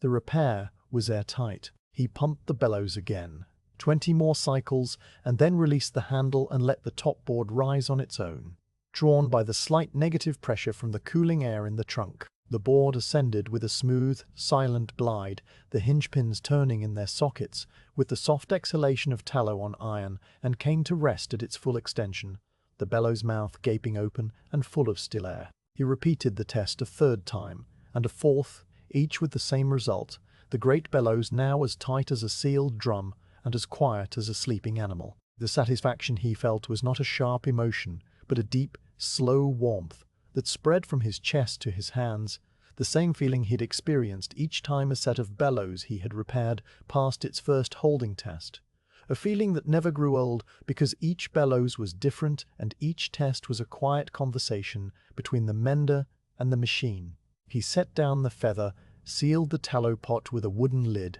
and sat on his stool for a long while, simply being in the presence of the now living bellows. The air held inside the great wedge carried the smell of the tallow and the leather and the waxed thread, a combination that he had known since he was a boy of 12, apprenticed to an old master who had smelled exactly like this and whose hands had moved in exactly the same slow, patient rhythms. The church bell rang sext. its notes filtering into the chamber as a muffled bronze presence, and he listened to them die away before he stood and began the final task of the late morning, cleaning the small intake valves that regulated the air entry into the bellows. These valves were simple leather flaps, set into the bottom board that opened to let air in when the bellows expanded and closed to prevent it from escaping back out when the bellows were pressed down. They were small, each the size of a playing card, and they had been working silently for a century, their thin calfskin supple from years of absorbing the moisture of the air. He removed each valve carefully, pulling the tiny brass nails that held them, and laid them out on a cloth. The calfskin was still sound, though a little stiff at the hinge line, and he worked a drop of neatsfoot oil into each fold, rubbing it in with his finger until the skin softened and regained its natural flexibility. The valve seats, simple circles of smooth oak, he wiped clean with a dry cloth, and then he replaced each flap, tacking it back with fresh brass nails that he had carried in his apron pocket. The nails were tiny, the size of rice grains, and he set them with a small riveting hammer that was little larger than his thumbnail, the tap so light they made almost no sound. The afternoon had arrived without him noticing, the light from the window now the pale silver of mid-afternoon, and he found that the day's work was essentially done. The bellows ready for the organ tuner, the frame ready for the music. He gathered his tools with the same orderly care as always, wiping each one before storing it, returning the feathers to their bundle, scraping the last of the tallow from the sides of the pot and rubbing it into a dry seam of the old leather that still covered the lower board, a seam that did not need treatment but benefited from it anyway. The bellows chamber was now in its final state, clean and orderly, the great wedge dressed in its new skin and glowing softly in the grey light. The tools put away, the floor swept, the windowsill wiped free of dust. He stood in the doorway, his hand on the low lintel, and looked back at the bellows with the quiet pride of a man whose work was sound and would last beyond his lifetime, carrying the hymns and the chants and the great organ voluntaries of future Easters into a church full of people he would never meet. Then he ducked through the door, latched it, and left the bellows to their silence, to their waiting, to the unseen air that they would soon turn into praise. On the evening of the same Saturday, after the town had drawn its shutters and the last market stall had been dismantled and carted away, the Bellows Mender returned to St. Catherine's carrying a small tin lantern with a single candle burning inside it, the flame steady behind its sooty glass. The sky had cleared in the late afternoon, and the first stars were beginning to show above the steeple, pale points in a deepening violet that held no moon. He had eaten his bowl of porridge at the cottage, rested his hands in a basin of cool water, and then retraced the familiar route through the empty streets, feeling the day's work in his shoulders and in the slight ache of his right thumb joint. The south door was unlocked as it always was, and he pushed it open into the nave, where the darkness was almost complete, except for the faint red gleam of the sanctuary lamp far away near the altar. He stood just inside the door for a moment, letting his eyes adjust, and then he saw the other light, a small moving flame near the west end of the church, and heard the soft sound of boots on flagstones that were not his own. The organ tuner had arrived from the neighboring town, a man of middle years, with a quiet manner and a face that seemed formed by decades of listening, his head always slightly tilted, as if catching a distant note. He had tied his small grey mare to the iron ring by the churchyard gate, and he now stood beside the spiral staircase holding a wooden case of tuning irons in one hand and a rolled leather pouch of voicing tools in the other. His own lantern, identical to the mender's, hanging from a hook on his belt. The two men greeted each other with a simple nod, the tuner remarking in a voice barely above a whisper that the church felt different when the bellows were tight, as if the whole building was waiting. The mender said nothing, but his expression, which rarely changed, softened by a degree that the tuner, who had known him for many years, could read. Together they climbed the spiral stair, the tuner going first with his lantern held forward, the mender following with his, the two flames casting wavering shadows that climbed the curved stone wall and vanished into the darkness above. In the organ loft, the great case loomed in the lantern light, its carved towers and gilded pipe mouths catching the flame in small fleeting glints that suggested vast complexity without revealing it. The tuner set his wooden case on the floor beside the organ bench and unlatched its brass clasps. opening the lid to reveal a neat row of tuning irons of different sizes, their steel tips bright from recent stropping, and a small horn hammer with a padded leather head. The leather pouch he unrolled on the bench, revealing an array of small knives, scrapers, and fine files that he used for voicing, the edges wrapped in oiled cloth to protect them from the damp air. The mender took his lantern and moved behind the organ case to the bellows chamber door, ducking through into the now familiar space where the great bellows sat in the dark, their new leather panels invisible but present, their shape a deeper black against the black of the chamber. He hung his lantern on the iron hook driven into the low ceiling beam, and the yellow light spilled down over the bellows handle, the lifting rope, and the iron wind trunk, casting the rest of the room into soft shadow. The tuner, meanwhile, had opened a great door at the back of the organ case, a tall panel of oak that swung outward on iron hinges to reveal the interior. The lantern light poured into the opening, and the pipes, which had stood in absolute darkness for all of Lent, seemed to wake and stretch as the flame found them. They were arranged in rows like a frozen forest of metal and wood, the tallest bases standing 8 feet high, their mouths dark rectangular slits, the smaller trebles clustered in tight, glittering ranks, their tin surfaces catching the light in 1,000 tiny mirrors that shone and then went dark as the lantern flame flickered in a draught. The tuner stood looking into the case for a long moment, his hands resting on the edge of the opening, his eyes moving slowly from the great wooden bourdan pipes on the left to the brilliant principal ranks in the center, a survey that was less about seeing and more about greeting the instrument after its long silence. Then he reached inside and took hold of a small wooden knob that controlled the stop for the 4-foot principal, drawing it out gently, until a faint click told him the slider had opened, connecting that rank of pipes to the wind chest. The mender, in the bellows chamber, had untied the lifting rope from its cleat and taken his position standing beside the bellows handle, his feet set apart for balance, his hands ready to grasp the worn wooden grip. He waited, hearing the distant sounds of the tuner moving inside the organ case, the soft scrape of wood on wood as a stop was drawn, the muffled clink of a metal tool being set down on the keyboard cover. Then the tuner's voice came through the open door of the bellows chamber, not a shout, but a low call, a single word that meant begin. The mender lifted the handle, and the great bellows rose on its hinge, drawing air through the intake valves with a soft, deep inhalation.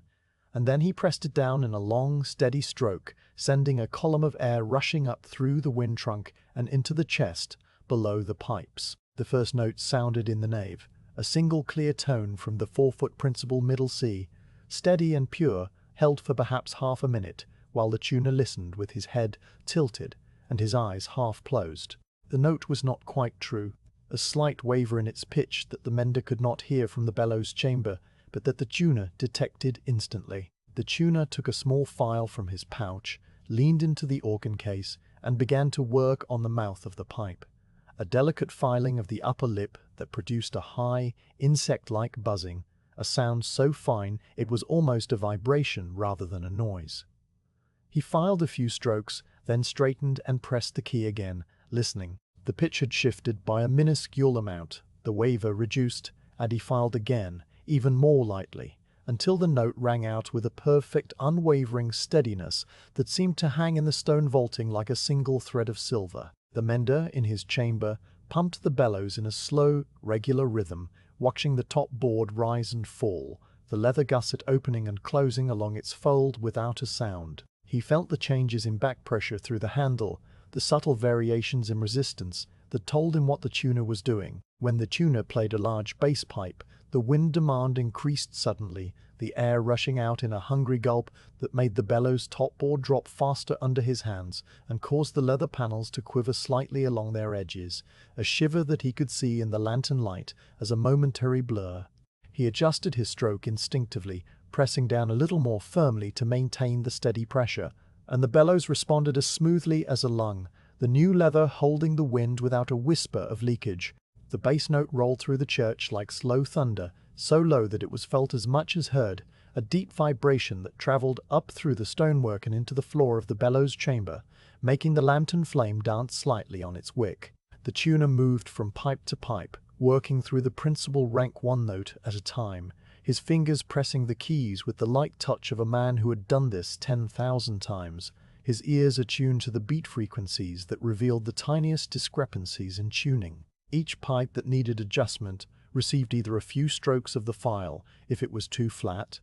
the metal curling away in microscopic shavings that fell into the dust at the bottom of the case, or a gentle tap with the padded mallet if it needed to be lowered in pitch, the wooden stopper moving deeper into the pipe with a soft thunk that sent the note downward by a hair's breadth. The mender listened to these sounds from his station behind the organ, the high buzz of the file, the low thunk of the mallet, the sustained tones that followed each adjustment, a slow, unhurried sequence that repeated again and again as the evening wore on. After the principals, the tuner drew the stop for the bourdon, a rank of large wooden pipes with stoppers in their tops, their voice a warm, hollow fluting that filled the church with a different quality of sound. These pipes had been resting for all of Lent, and their tuning had drifted slightly in the changing humidity, some of them now a fraction of a tone sharp, others flat by a similar degree. The tuner worked on them with a long wooden mallet, tapping the stoppers gently to move them up or down, each tap followed by a test of the note, the hollow voice blooming into the nave and then slowly fading, its echo dying away among the stone pillars like water soaking into sand. The mender, pumping in his chamber, felt the wind demand of the bourdon as a steadier, more constant pressure, the large wooden pipes requiring a smooth, unbroken flow rather than the sharp gulps of the metal principals, and he moderated his strokes accordingly, lifting and pressing the bellows handle in long, slow sweeps that made the top board rise and fall like the chest of a sleeping child. The two men worked without speaking, their coordination a wordless understanding built from years of similar vigils in other churches, the tuner trusting the mender to supply exactly the wind he needed, the mender trusting the tuner to take the time each pipe required. The only communication was an occasional nod from the tuner when a stop was drawn, a signal that a new rank was being tested, and the mender would adjust his stroke rate by a few beats per minute to match the change demand. The lanterns burned steadily, their candles slowly shortening, the wax pooling in tiny reservoirs around the wicks, and the smell of hot tin and warm dust drifted from the organ case, mixing with the tallow and leather scent from the bellows chamber to create an atmosphere that was entirely unique to this particular evening, this particular collaboration. At one point the tuner opened the stop for the mixture, a bright, multi-rank chorus that filled the church with a brilliant, silvery clangor, and the mender felt the wind demand surge as a sudden, sustained pull that made the bellows topboard drop nearly to the bottom of its stroke before he could compensate. He put more weight into his arm, pressing downward with a steady, sustained force, and the bellows leather stretched slightly across the top panel,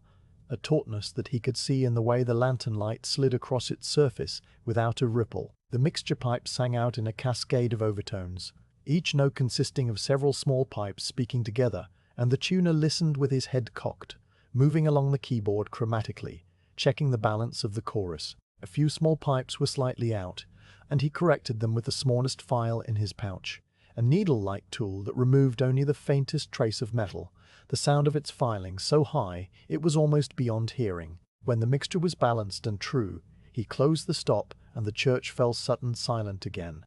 the absence of sound ringing in the ears like a phantom aftertone. The tuner then drew the full plenum, all the principal stops together, and played a slow chord in the bass, low and dense, the kind of chord that was meant to test the wind supply of the entire organ. The mender felt the bellows absorb the demand like a great wave, the handle pulling against his hands, the top board descending with a smooth, controlled motion, the leather gusset flexing deeply along its fold. The air rushed through the trunk in a steady torrent, the iron pipe humming faintly with the pressure, and the bellows chamber seemed to grow smaller as the great machine worked at its full capacity. The cord hung in the church for a long count of 10, then 15, then 20, the pipes singing with a full, even voice that showed no sign of fading or wavering, their wind supply as steady at the end as it had been at the beginning. When the tuner lifted his fingers from the keys, the sound died away into the high stone vault, leaving a silence that was deeper than any silence before it. The tuner stood still for a moment, his hands resting on the keyboard, his head bowed as if in thought or in prayer. Then he straightened, closed the great door of the organ case, and latched it quietly. He turned to the open doorway of the bellows chamber, where the mender had stopped pumping and was standing with one hand on the bellows handle, the other wiping a thin film of sweat from his forehead. The tuner gave a single nod, a gesture that contained within it an entire conversation about wind pressure and seam tightness and the satisfaction of a machine working exactly as it should. And the mender returned the nod with the same economy. There was no need for words. The organ's voice had been the proof. The steady, unwavering wind had been the testimony. The work was done. The mender tied the lifting rope back to its cleat, coiled the excess neatly on the hook, and then emerged from the bellows chamber into the organ loft, where the tuner was already packing his tools into their wooden case and rolling the leather pouch closed. The two men descended the spiral stair together for the first time since they had climbed it 2 hours earlier, their lanterns lighting the treads, their footsteps slow and careful on the worn stone. In the nave, the darkness was still profound, the sanctuary lamp still burning its small red eye, and the 2 small flames from the lanterns pushed back the shadows just enough to show the path to the south door. The tuner paused there, his hand on the iron latch, and looked back at the organ loft, now invisible in the darkness, but present in its new readiness, its lungs full of still air, its pipes waiting for the morning when they would speak the liturgy of Palm Sunday. Then he pulled open the door, and the cool night air flowed in, fresh and slightly damp, smelling of grass and river and the faint, distant scent of the tannery. The mender stepped outside with the tuner and stood in the churchyard, while the tuner untied his grey mare, the horse stamping a hoof softly on the grass, its breath visible as a pale cloud in the chill air. The 2 men exchanged a few quiet words about the weather and the road, the tuner saying that the moon would rise late and that he would be home by midnight, the mender offering a piece of dark bread from his satchel for the journey, which the tuner accepted with a word of thanks. Then the tuner mounted the mare, settled his wooden case across the saddle, and rode away at a slow walk, the sound of the hooves on the packed earth of the lane growing fainter and fainter until it was swallowed by the quiet of the night. The mender stood alone in the churchyard for a while longer, the lantern still burning in his hand, his eyes on the dark mass of the church that held the bellows and the organ and the waiting pipes. And then he walked home through the silent streets, the candle in his lantern guttering low, his steps slow, his mind full of the sound of the full plenum chord still resonating in his memory like a distant peaceful thunder. On Maundy Thursday, the air warmed for the first time that week, not with the heat of summer, but with a gentle, pervasive softening that loosened the earth in the churchyard and drew a faint green fragrance from the new grass. The bellows mender walked to St. Catherine's without his heavy coat, carrying his satchel and a small covered pot of neatsfoot oil, the leather of his apron already warm against his thighs. The church door stood open to let the morning air circulate through the nave, and the scent inside was a fresh mingling of damp stone, boxwood branches that had been laid along the window, ledges, and the clean tallow smell that drifted down from the organ loft. He climbed the spiral stair, his step lighter than on previous days, and ducked into the bellows chamber, where the great wedge was still and silent, its new leather gleaming in the soft light, the air it held trapped and motionless. The testing of the main bellows was complete, the seams tight, the tacks seated, and so his work today moved inward, to the smaller, more delicate mechanisms that fed the wind to the pipes and made the organ ready to speak. These smaller mechanisms lived behind a removable panel in the lower wind chest, a long, narrow box of oak that ran along the base of the organ case and received the air from the main bellows trunk. He knelt by the panel and unscrewed the 4 brass thumbscrews that held it. Each one turned with a deliberate quarter rotation until the threads loosened and the screws came away in his palm, their heads shaped like flattened acorns, darkened to a deep gold by age. The panel lifted free with a slight tug, revealing the interior of the wind chest, a dark, orderly space bounded by oak dividers, filled with the quiet odor of old wood and dust that had been still for a year. Inside sat the spring-loaded pallets, the small valves that opened and closed beneath each pipe of the organ, admitting wind only when the organist pulled a stop and pressed a key, a system of precise control that relied on perfect sealing. He could see the rows of pallets, each one a rectangular block of wood the size of his thumb,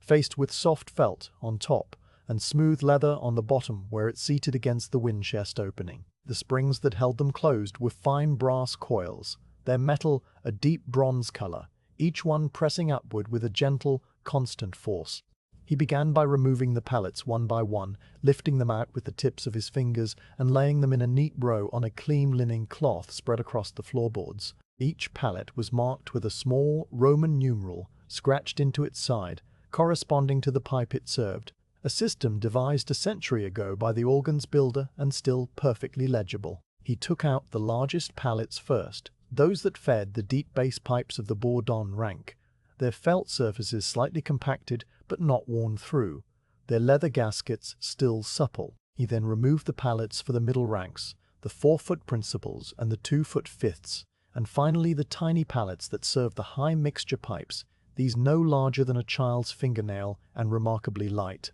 The row on the cloth grew longer, a neat line-up of wooden blocks in descending size, their brass springs coiled beside them like tiny sleeping caterpillars.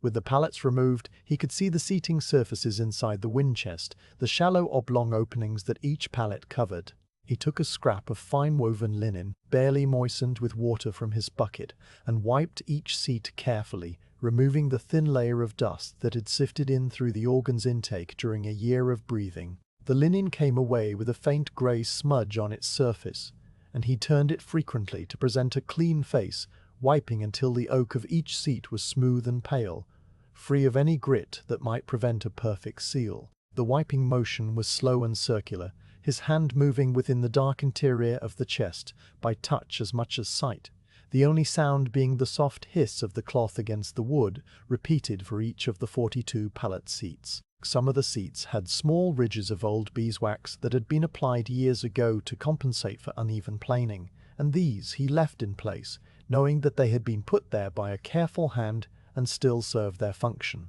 He then turned to the pallets themselves, inspecting each one under the small brass reading glass he had brought, a lens the size of a pocket watch that he held close to the light from the narrow window. Through the lens, the felt surface appeared as a landscape of fine fibers, some slightly flattened but none broken, their ends still standing upright enough to form a soft, airtight cushion when pressed against the seat. The leather facings on the undersides were smooth, showing only the faintest imprint of the seat edges, a sign that the sealing had been even and complete. He found one pallet with a tiny speck of what looked like spider silk caught in the felt, and he lifted it off with the point of his awl, the fiber coming away as a single shimmering thread that he let fall into the clay pot of waste. Another pallet had a slightly bent brass spring, and he straightened it by rolling it gently between his fingers, the metal yielding with small tick-tick sounds until the coil lay perfectly straight and the tension was restored. Satisfied, he set the pallets aside under the linen cloth and lifted out the rollerboard from the lower section of the windchest. The rollerboard was a long, narrow assembly of wooden shafts, each about the thickness of a quill, running horizontally inside the organ case and transmitting the pull of the keys up to the distant pipe valves through a series of small iron arms called trackers. The board itself was a flat plank of oak, aged to a deep honey color, with the rollers held in place by little brass staples that allowed them to rotate freely. The joints where each roller met its tracker arm were tiny mechanical hinges, simple loops of iron wire passing through holes in the wooden roller ends, and these joints were the places where friction could build and make the organ's action sluggish. He set the rollerboard across 2 wooden blocks on the floor so that the rollers were suspended and free to turn, and then he dipped a clean goose quill feather into the pot of neat's foot oil. The oil was pale and clear, smelling faintly of leather dressing, and it clung to the feather's tip in a single trembling drop. He touched the drop to the first roller joint, where the iron wire entered the wood and the oil vanished into the tiny space, drawn in by capillary action, leaving only a faint gloss behind. He moved along the rollerboard, placing 1 drop at each of the 100 or so joints, the feather dipping into the oil pot at regular intervals, the silence broken only by the soft tap of the quill against the brass staple as he withdrew it. The oil crept down into the wood fibers, soaking into the end drain, lubricating the iron wire against the oak, and the roller, when he tested it with a light nudge of his finger, turned with a silky ease that had not been there before. The small bellows mechanism that operated the stop action was his next concern. This was a separate miniature bellows, no larger than a book, that supplied wind to the sliders which engaged or disengaged the ranks of pipes. It lived in a little compartment at the side of the wind chest, accessible through a second removable panel. He unscrewed the panel, a piece of thin oak, no bigger than a sheet of paper, and peered into the compartment, where the small bellows lay folded like a tiny copy of its great cousin. Its leather was ancient, a soft, dark hide that had been patched once or twice in the distant past, and the threads holding it had frayed at one corner where winter humidity had worked the seam loose. He took out the small bellows, holding it in his lap, and examined the frayed corner under the brass reading glass. The thread had not broken completely, but it was thin and silvery with wear, and a tiny gap had opened between the leather and the wood. He threaded a fine curved needle with a strand of waxed linen no thicker than a hair, and under the magnifying lens he picked out the old stitch fragments with the tip of his awl, worked the needle through the existing stitch holes, and laid a new stitch across the gap. The needle moved with microscopic slowness, his hands steady and patient. The stitch so small that it was almost invisible when drawn tight. He made 3 new stitches in this manner, each one crossing the gap like a miniature bridge, and then pressed the seam with the bone folder and rubbed a trace of the tallow mixture into the thread to seal it. The small bellows was whole again, its seam as sound as any on the great wedge. He replaced the small bellows in its compartment, closed the panel, and returned to the row of pallets on the cloth. The felt and leather of each pallet were now clean, and he began the slow task of repositioning them in their seats, guiding each one into its numbered slot with a careful press of his thumb, feeling the spring compress and then push back with a gentle, firm pressure. The pallets settled into the wind chest one by one, the largest first, then the middle, then the tiny high ones, until the interior was fully populated again and the rows of brass springs glinted in the light from his lantern. He screwed the access panel back into place, the 4 brass thumbscrews turning home with the same deliberate quarter rotations he had used to remove them, and the wind chest was once more a sealed, dark chamber waiting for the breath of the bellows. The rollerboard now fully oiled, he lifted carefully and slid back into its place along the lower edge of the organ case, aligning the brass guides with their slots and feeling the rollers drop into position with a soft, synchronized click. He then climbed off his stool and walked around to the front of the organ, where the keyboard was still covered with its grey linen cloth. He lifted a corner of the cloth and pressed one of the keys gently, feeling the long train of connections respond, the key pulling its wooden sticker downward, the sticker tugging the iron tracker, the tracker rotating the rollerboard joint, and finally the pallet lifting from its seat with a tiny indrawn breath of air from the unpressurized wind chest. The action was smooth and silent, each joint moving with the new oil's frictionless glide, and when he released the key, the whole train returned to its rest position with a soft, padded bump that was more felt than heard. He tested several keys, each one transmitting its motion cleanly up into the dark pipe forest, and the satisfaction was in the silence, the absence of any sticking or scraping, the perfect mechanical quiet of a well-tended organ. He spent the early afternoon attending to the intake valves he had removed and re-oiled the day before,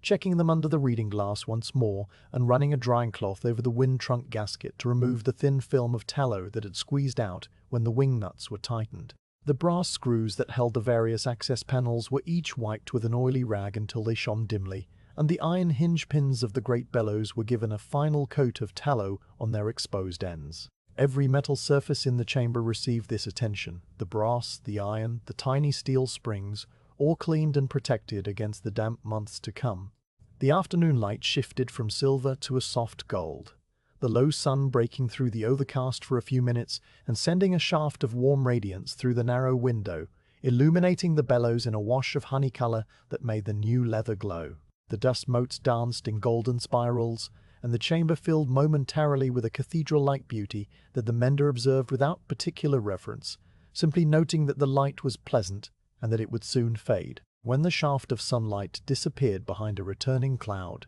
he gathered his tools, wiped them, and stored them in the canvas wrap. He swept the floor, emptied the clay pot of dust and spider silk into the waste corner, and gave the entire chamber a last, slow look. The organ was now clean, oiled, sealed, and ready, every part from the great bellows skin to the smallest roller joint prepared for the music that would come with the vigil. He could hear the jackdaws settling in the tower above the loft, their faint chatter filtering through the stone, and the distant sound of the sacristan moving chairs in the nave below, setting out extra seating for the Easter congregation. These sounds were as much a part of the week's rhythm as the hammer taps and the awl punctures, a slow, communal preparation that had been unfolding in the church while he worked unseen in his high chamber. He ducked through the low door, latched it, and descended the spiral stair into the nave, where the sacristan, an old man with a wooden rake, was smoothing the gravel of the aisle that led from the door to the altar. They exchanged a quiet word about the weather and the number of candles needed for the vigil, and then the mender walks out through the south door into the mild afternoon. The churchyard was dotted with early flowers, small white clusters that had opened in the day's warmth, and the smell of damp soil was rich and full. He crossed the gravel, passed through the iron gate, and walked home through streets that were now quieter than they had been all week, the market having wound down early for the holy days, the shutters closing on the last of the season's Lenten goods. In his cottage, he ate a simple supper of bread and a small wedge of hard cheese, sitting by the open window to catch the evening air, and then he sat for a long while in his chair, not thinking of the work that was finished or the work that remained, but simply resting in the quiet knowledge that the organ, like the town, was ready to keep the feast. When the church bell tolled the start of the Triduum liturgies, he did not go out but listened from his doorway, the sound rolling over the rooftops like a slow, deep river, and he knew that in the bellows chamber the great leather lungs were holding their breath, waiting for the moment when they would exhale and the stone walls would be filled with the voice of the pipes. Good Friday came to the town with a sky of unbroken white, a high sheet of cloud that filtered the morning light into a strange, pearlescent grey, in which every colour seemed subdued and every sound fell away quickly as if absorbed by the dense air. The Bellows Mender woke later than he had all week, his body finally yielding to the accumulated hours of kneeling and stitching and tacking, and he lay for a long while on his mattress with his eyes open, watching the pale square of the window grow slowly brighter while the quiet of the day settled into his bones. There were no market cries, no rattle of cartwheels, no smithy hammer ringing from the lane. The town was keeping the solemn day, and the silence that hung over the rooftops was of a different quality than the ordinary quiet of early morning,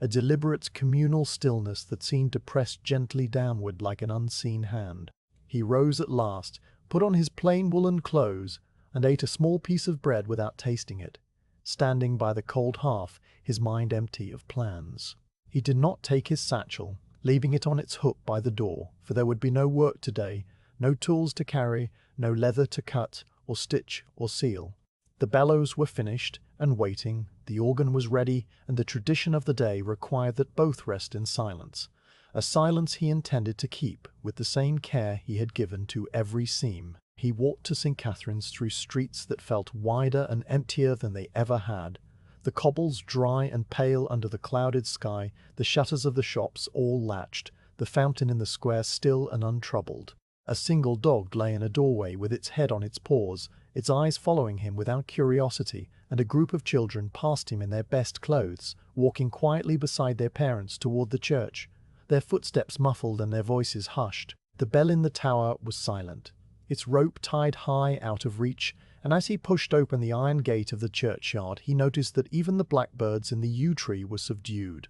their calls limited to a few soft chooks that barely carried. The gravel under his boots made the only distinct sound, a slow crunching that seemed amplified by the surrounding stillness, and then died away immediately, as if the day itself was swallowing noise. The south door stood open, and he stepped from the grey daylight into the deeper grey of the nave, where the air was cool and dense and smelled of stone and old incense and the green, sappy scent of the boxwood branches that had been laid along the stone ledges of the choir stalls. The church interior had been transformed since the night before, by hands he had not seen and would never see. The altar, which on Maundy Thursday had still worn its white linen and its brass candlesticks, was now stripped completely bare,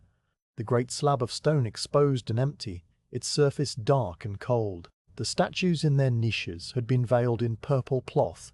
the fabric hanging in heavy, motionless folds that obscured the carved faces and the gilded halos, leaving only anonymous shapes that might have been anything or nothing. The tabernacle door stood open, its interior a hollow darkness, and the sanctuary lamp that usually burned with its small red flame had been extinguished, leaving that corner of the church in a shadow deeper than any he had seen there before. The air was empty of the faint hum of life that usually inhabited a church, the small sounds of candles burning and wooden pews creaking and vestments rustling, and the silence was so complete that he could hear the soft tick of cooling stone somewhere high in the vault, a sound that might have been the church itself breathing out. He walked slowly up the side aisle, his eyes moving over the bare altar and the veiled statues, and then turned toward the west end, where the spiral stair led to the organ loft. Today he climbed with a different intent, not to work, but to be still, and his steps on the worn treads were even slower than usual,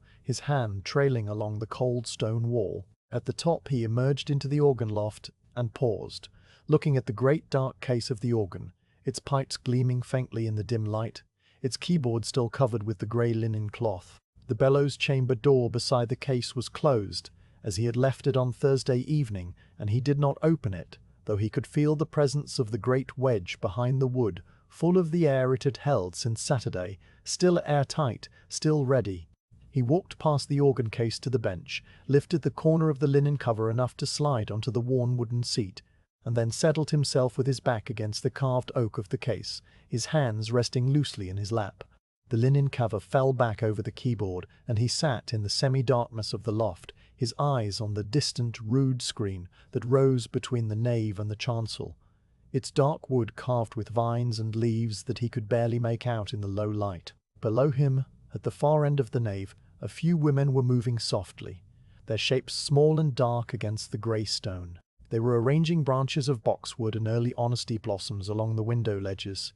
and at the foot of the strict altar, their movements slow and deliberate, their feet making no sound on the flagstones. One of them carried a basket of pale honesty, the papery seed pods catching the muted light in faint silvery discs that glowed for a moment and then went still. Another woman was binding the boxwood sprigs with strips of undyed linen, her fingers working automatically while her gaze remained fixed on the empty altar as if in thought or prayer. They did not speak to one another, and the quiet of their work was so complete that the mender, sitting high above them, could hear the soft rustle of the honesty seed pods as they were lifted from the basket, a dry, papery whisper that travelled up through the empty space and reached his ears like distant leaves stirring in a wind that did not exist. The only other sound was the occasional flutter of the jackdaws in the tower, a soft commotion of wings against stone that settled quickly and left the silence deeper than before. He sat without moving, his breathing slow and shallow,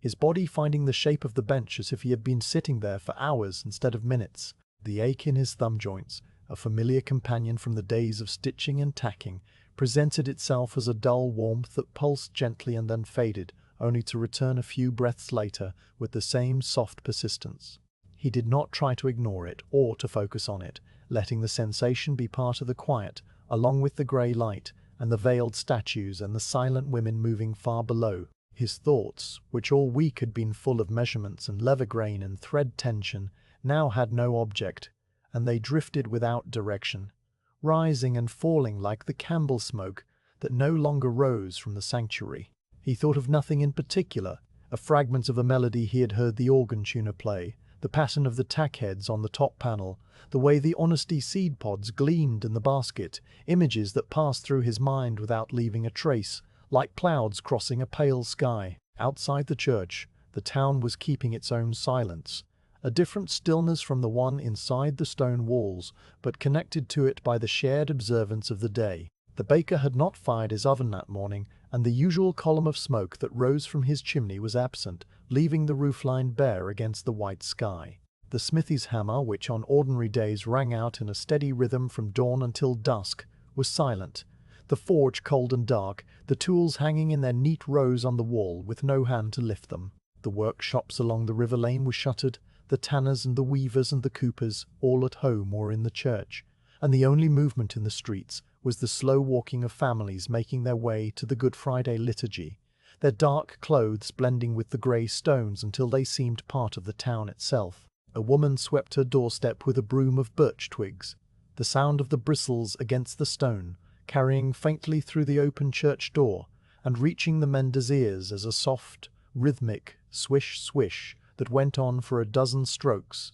and then stopped, leaving a silence that seemed to ring. The sound was so gentle and so far away that it might have been the whisper of the yew tree in a breeze that was too light to feel. He closed his eyes at some point, not in sleep, but in a kind of waking rest, and the light filtered through his eyelids in a warm red glow, the color of embers buried in ash. His breathing, which he could feel moving in his chest and his throat, had settled into a rhythm that was nearly the same as the bellows would have kept if he had been pumping them.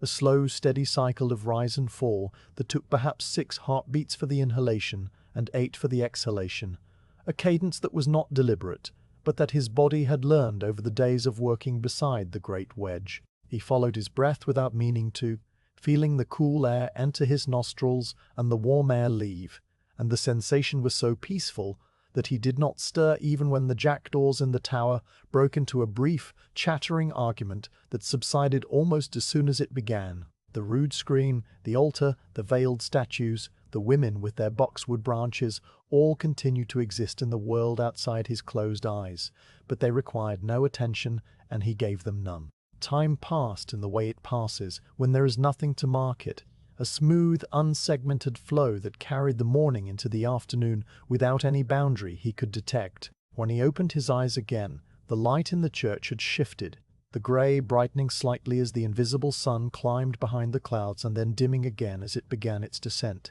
The women in the nave had finished their arranging and were now sitting in the front pews, their heads bowed, their hands still, and the boxwood branches along the window ledges glowed a deep, waxy green against the pale stone. He noticed on the keyboard cover beneath the linen cloth a small ladybird crawling slowly across the folded grey fabric, its shell a bright red punctuation against the muted colour. It moved with the deliberate, unhurried pace of a creature that had nowhere to be, its antennae waving gently, its tiny legs carrying it across the linen folds and over the ridge of a hidden key without hesitation. He watched it for a long time, his eyes following its progress from the base end of the keyboard toward the treble, a journey of perhaps 2 feet that took the ladybird the better part of an hour. When it reached the far edge of the cover, it paused, waved its antennae once, and then crawled down the side of the keyboard and disappeared into the shadows beneath the bench. The mender felt a small sense of something that was not quite amusement and not quite satisfaction,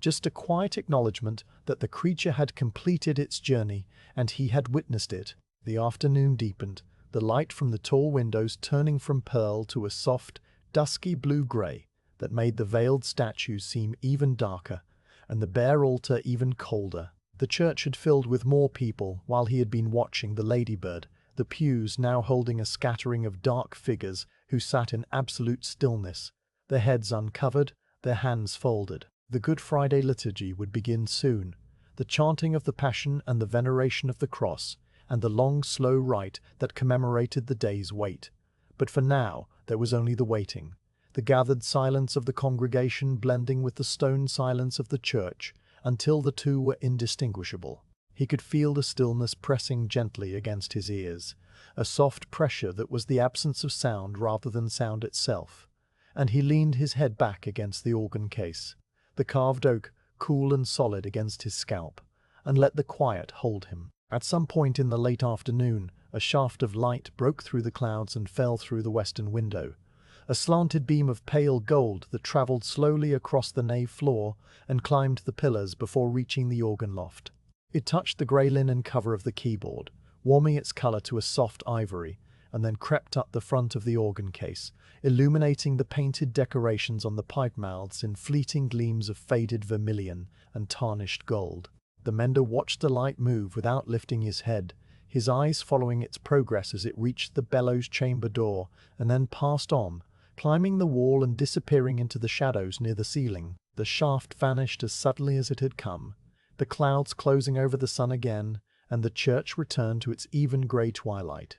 The brief golden blow, a memory that faded with every breath. The sacristan came into the nave and began lighting the candles, Not the many candles of a festal service, but the few slender tapers needed for the Good Friday rite, their flames small and steady in the vast darkness. The mender watched the points of light multiply one by one, each one a tiny warm star that pushed back the grey for a hand's breadth and then stopped, their combined illumination just enough to show the outlines of the altar and the cross and the waiting people. The smell of beeswax drifted up to the loft, faint and sweet, and mixed with the scent of the boxwood and the stone, a combination that he had known every Good Friday of his life, and that meant, in some deep part of him, that the work of the week was done and the great silence was about to give way to the greater vigil. He sat through the beginning of the liturgy, the low chanting of the clergy and the soft responses of the people, the sounds washing over him from far below like the murmur of a distant sea, but he did not follow the words, letting them be simply a texture in the dark, a human sound that was as natural as the jackdaws in the tower. The evening shadow reached the organ loft slowly, climbing the pillars and spreading across the carved case until the mender was sitting in almost complete darkness, the only light coming from the distant candles near the altar and the faint glow of the sky through the high windows, a deep indigo now where the clouds had thinned. He rose from the bench, his back and legs protesting softly after the hours of stillness, and he stood for a moment with one hand on the organ case, feeling the cool wood under his palm,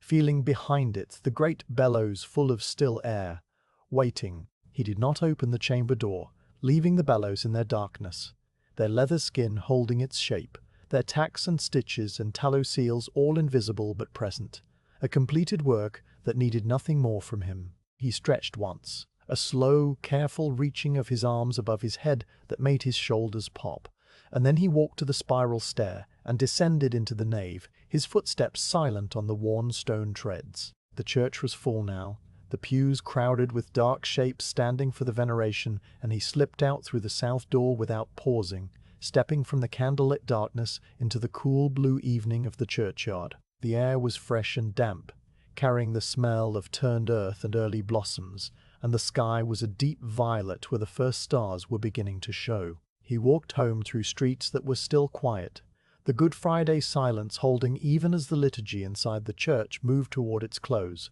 the windows of the houses dark or lit with only a single candle, the doors closed, the lanes empty, the smithy was dark, the market square deserted, the fountain water a black mirror reflecting the stars. He reached his cottage, unlatched the door, and went inside, where he lit a single candle and sat on his stool for a while, his hands resting on his knees, the ache in his thumbs, a familiar, quiet companion. He thought of the organ, silent in the dark loft, and the bellows, full of air, and the leather that would flex tomorrow night for the first time in 40 days. Then he blew out the candle and lay down on his mattress, the stillness of the day settling over him like the linen cover on the keyboard, and sleep came without his noticing, as quiet and as deep as the day itself. In the deepest hour of Holy Saturday night, when the town lay in a darkness so complete that the cobbled streets and the shuttered houses and the silent fountain in the square all seemed to be carved from the same black stone, the Bellows Mender rose from his mattress and dressed by touch alone. The night was cool and still, holding its breath after the long solemnity of Good Friday, and no lamp burned in any window, no dog stirred in any yard. He lit a single candle from the embers banked in his hearth, shielding the flame with his palm, and then transferred it to the tin lantern he had carried on Saturday evening, hooding the metal shutter so that only a thin blade of light fell at his feet, just enough to show the cobbles one step ahead. He did not take his satchel, for all the tools were already in the bellows chamber, where he had left them, cleaned and wrapped, and ready for any final need that might arise. He wore his plain woolen coat and his thick apron, and he carried only the lantern and a small drawstring bag containing a lump of beeswax and a few spare tacks,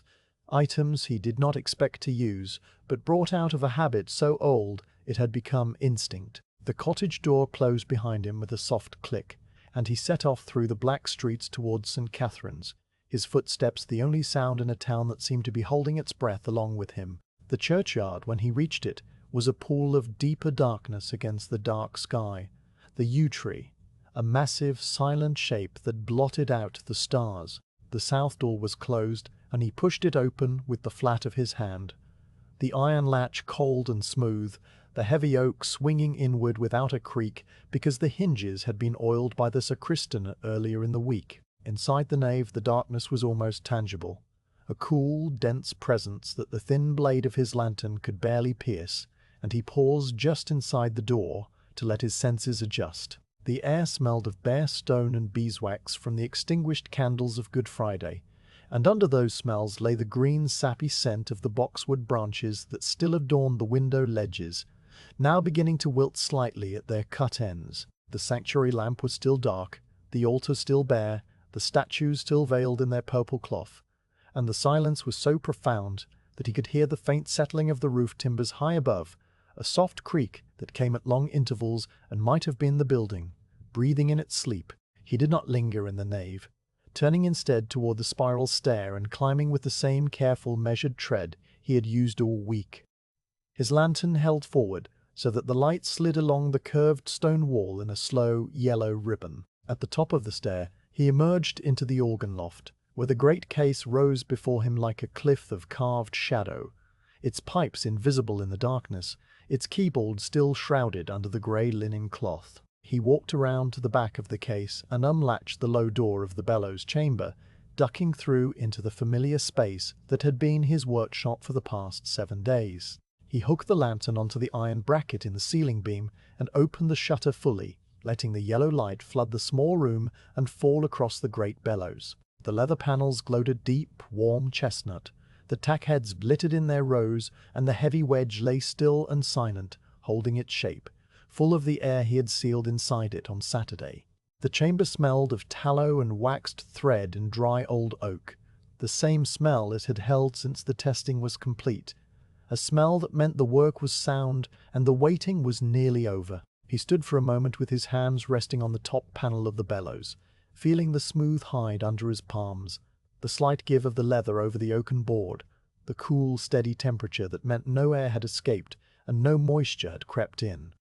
Then he began his final inspection. He moved slowly around the bellows, running his dry palm over every leather edge from the hinge at the far end to the wide mouth at the near end, tracing the seams he had stitched, the tack lines he had hammered, the gusset fold he had shaped with the bone folder. His hands remembered every stitch and every tack, and they checked each one without conscious thought, feeling for any looseness, any puckering, any sign that the leather had shifted as it dried, or that a tack had worked its way upward from the oak. The seams were as tight as they had been on Saturday, the threads still embedded firmly in the waxed channels, the tack head still dimpled below the surface of the hide, and the gusset fold still curved in its smooth, even arc from the top board to the bottom. He checked the iron hinge pins, pressing each one with his thumb to be sure they were fully seated, and then he checked the wind trunk connection.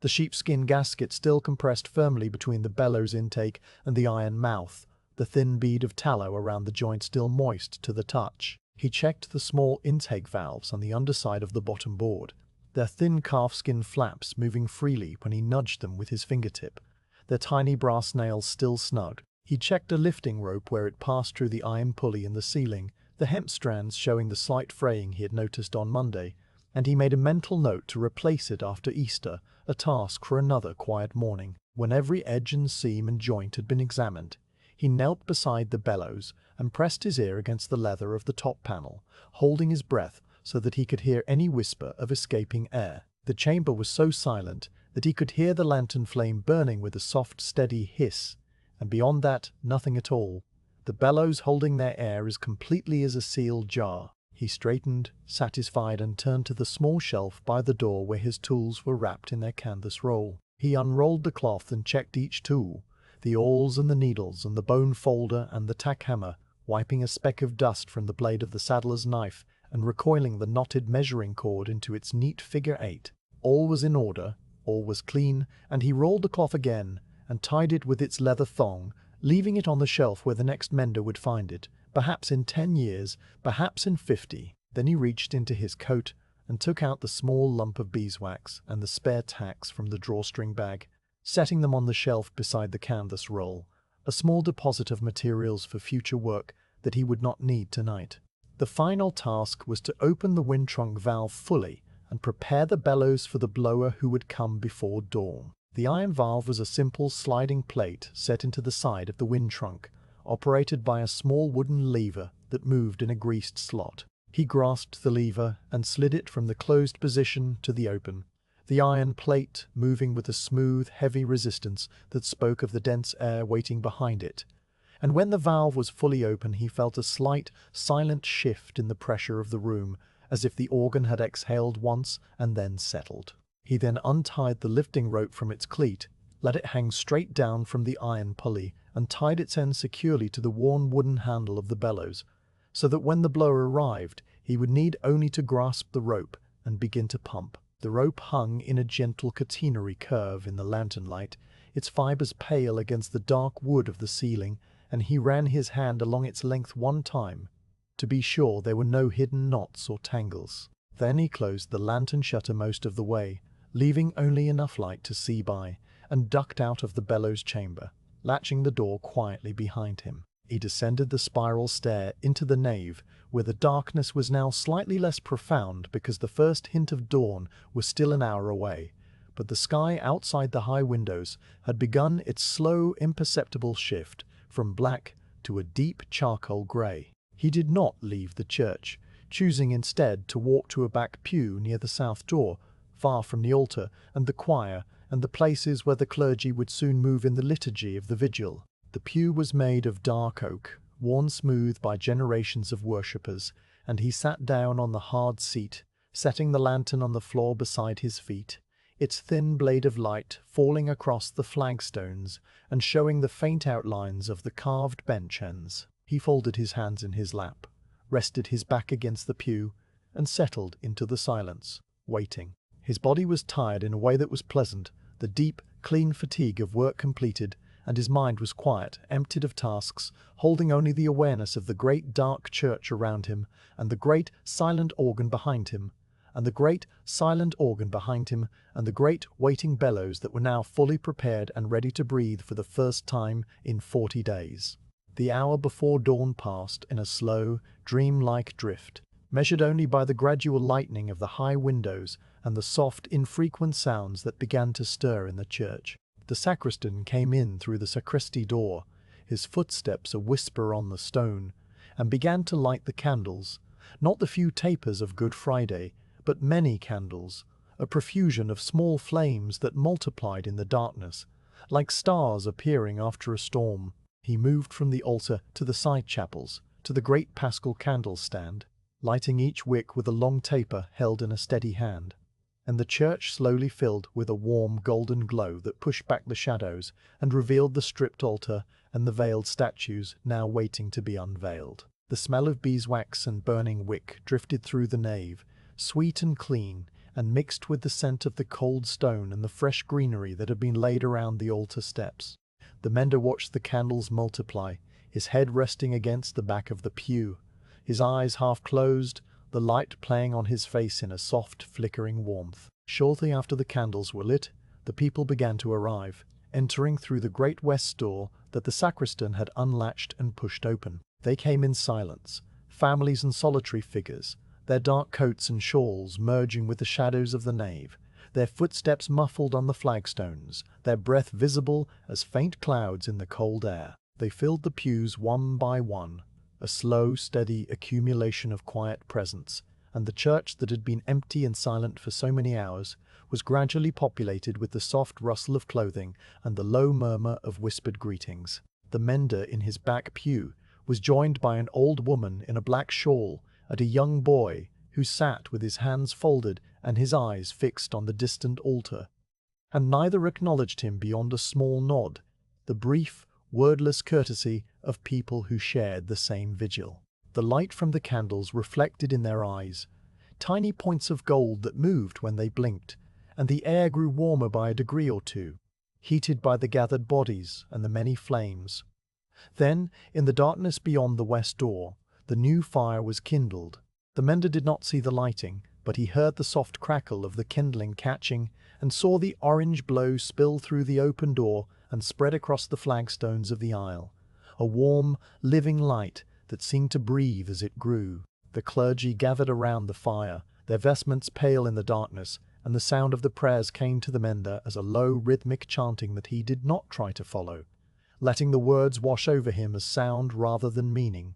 a human hum that rose and fell and rose again. The paschal candle was lit from the new fire, its wick catching with a bright flare that steadied into a tall, unwavering flame, and the deacon lifted the great candle and carried it slowly down the aisle, pausing 3 times to chant the ancient acclamation, his voice rising alone in the darkness and then joined by the people in a soft, swelling response. The candlelight spread through the church as the people lit their own small tapers from the paschal flame, passing the light from hand to hand, and the nave was transformed from a dark cavern into a field of moving stars, each person holding a tiny, trembling flame that illuminated their face from below and made the shadows dance on the vaulted ceiling above. The mender, sitting in the back pew, felt a small taper being pressed into his hand by the old woman beside him, and he took it without a word, touching its wick to the flame of the boy's candle that was offered to him, the fire passing from hand to hand in a chain of light that connected everyone in the church. He held the taper steady, watching the flame burn bright and straight in the still air, and the warmth of the small fire on his palm was a quiet comfort, a tiny focus in the great, candle-lit space. The liturgy of the vigil unfolded around him, the readings and the psalms and the prayers, the unveiling of the statues and the return of the Gloria that had been absent for all of Lent,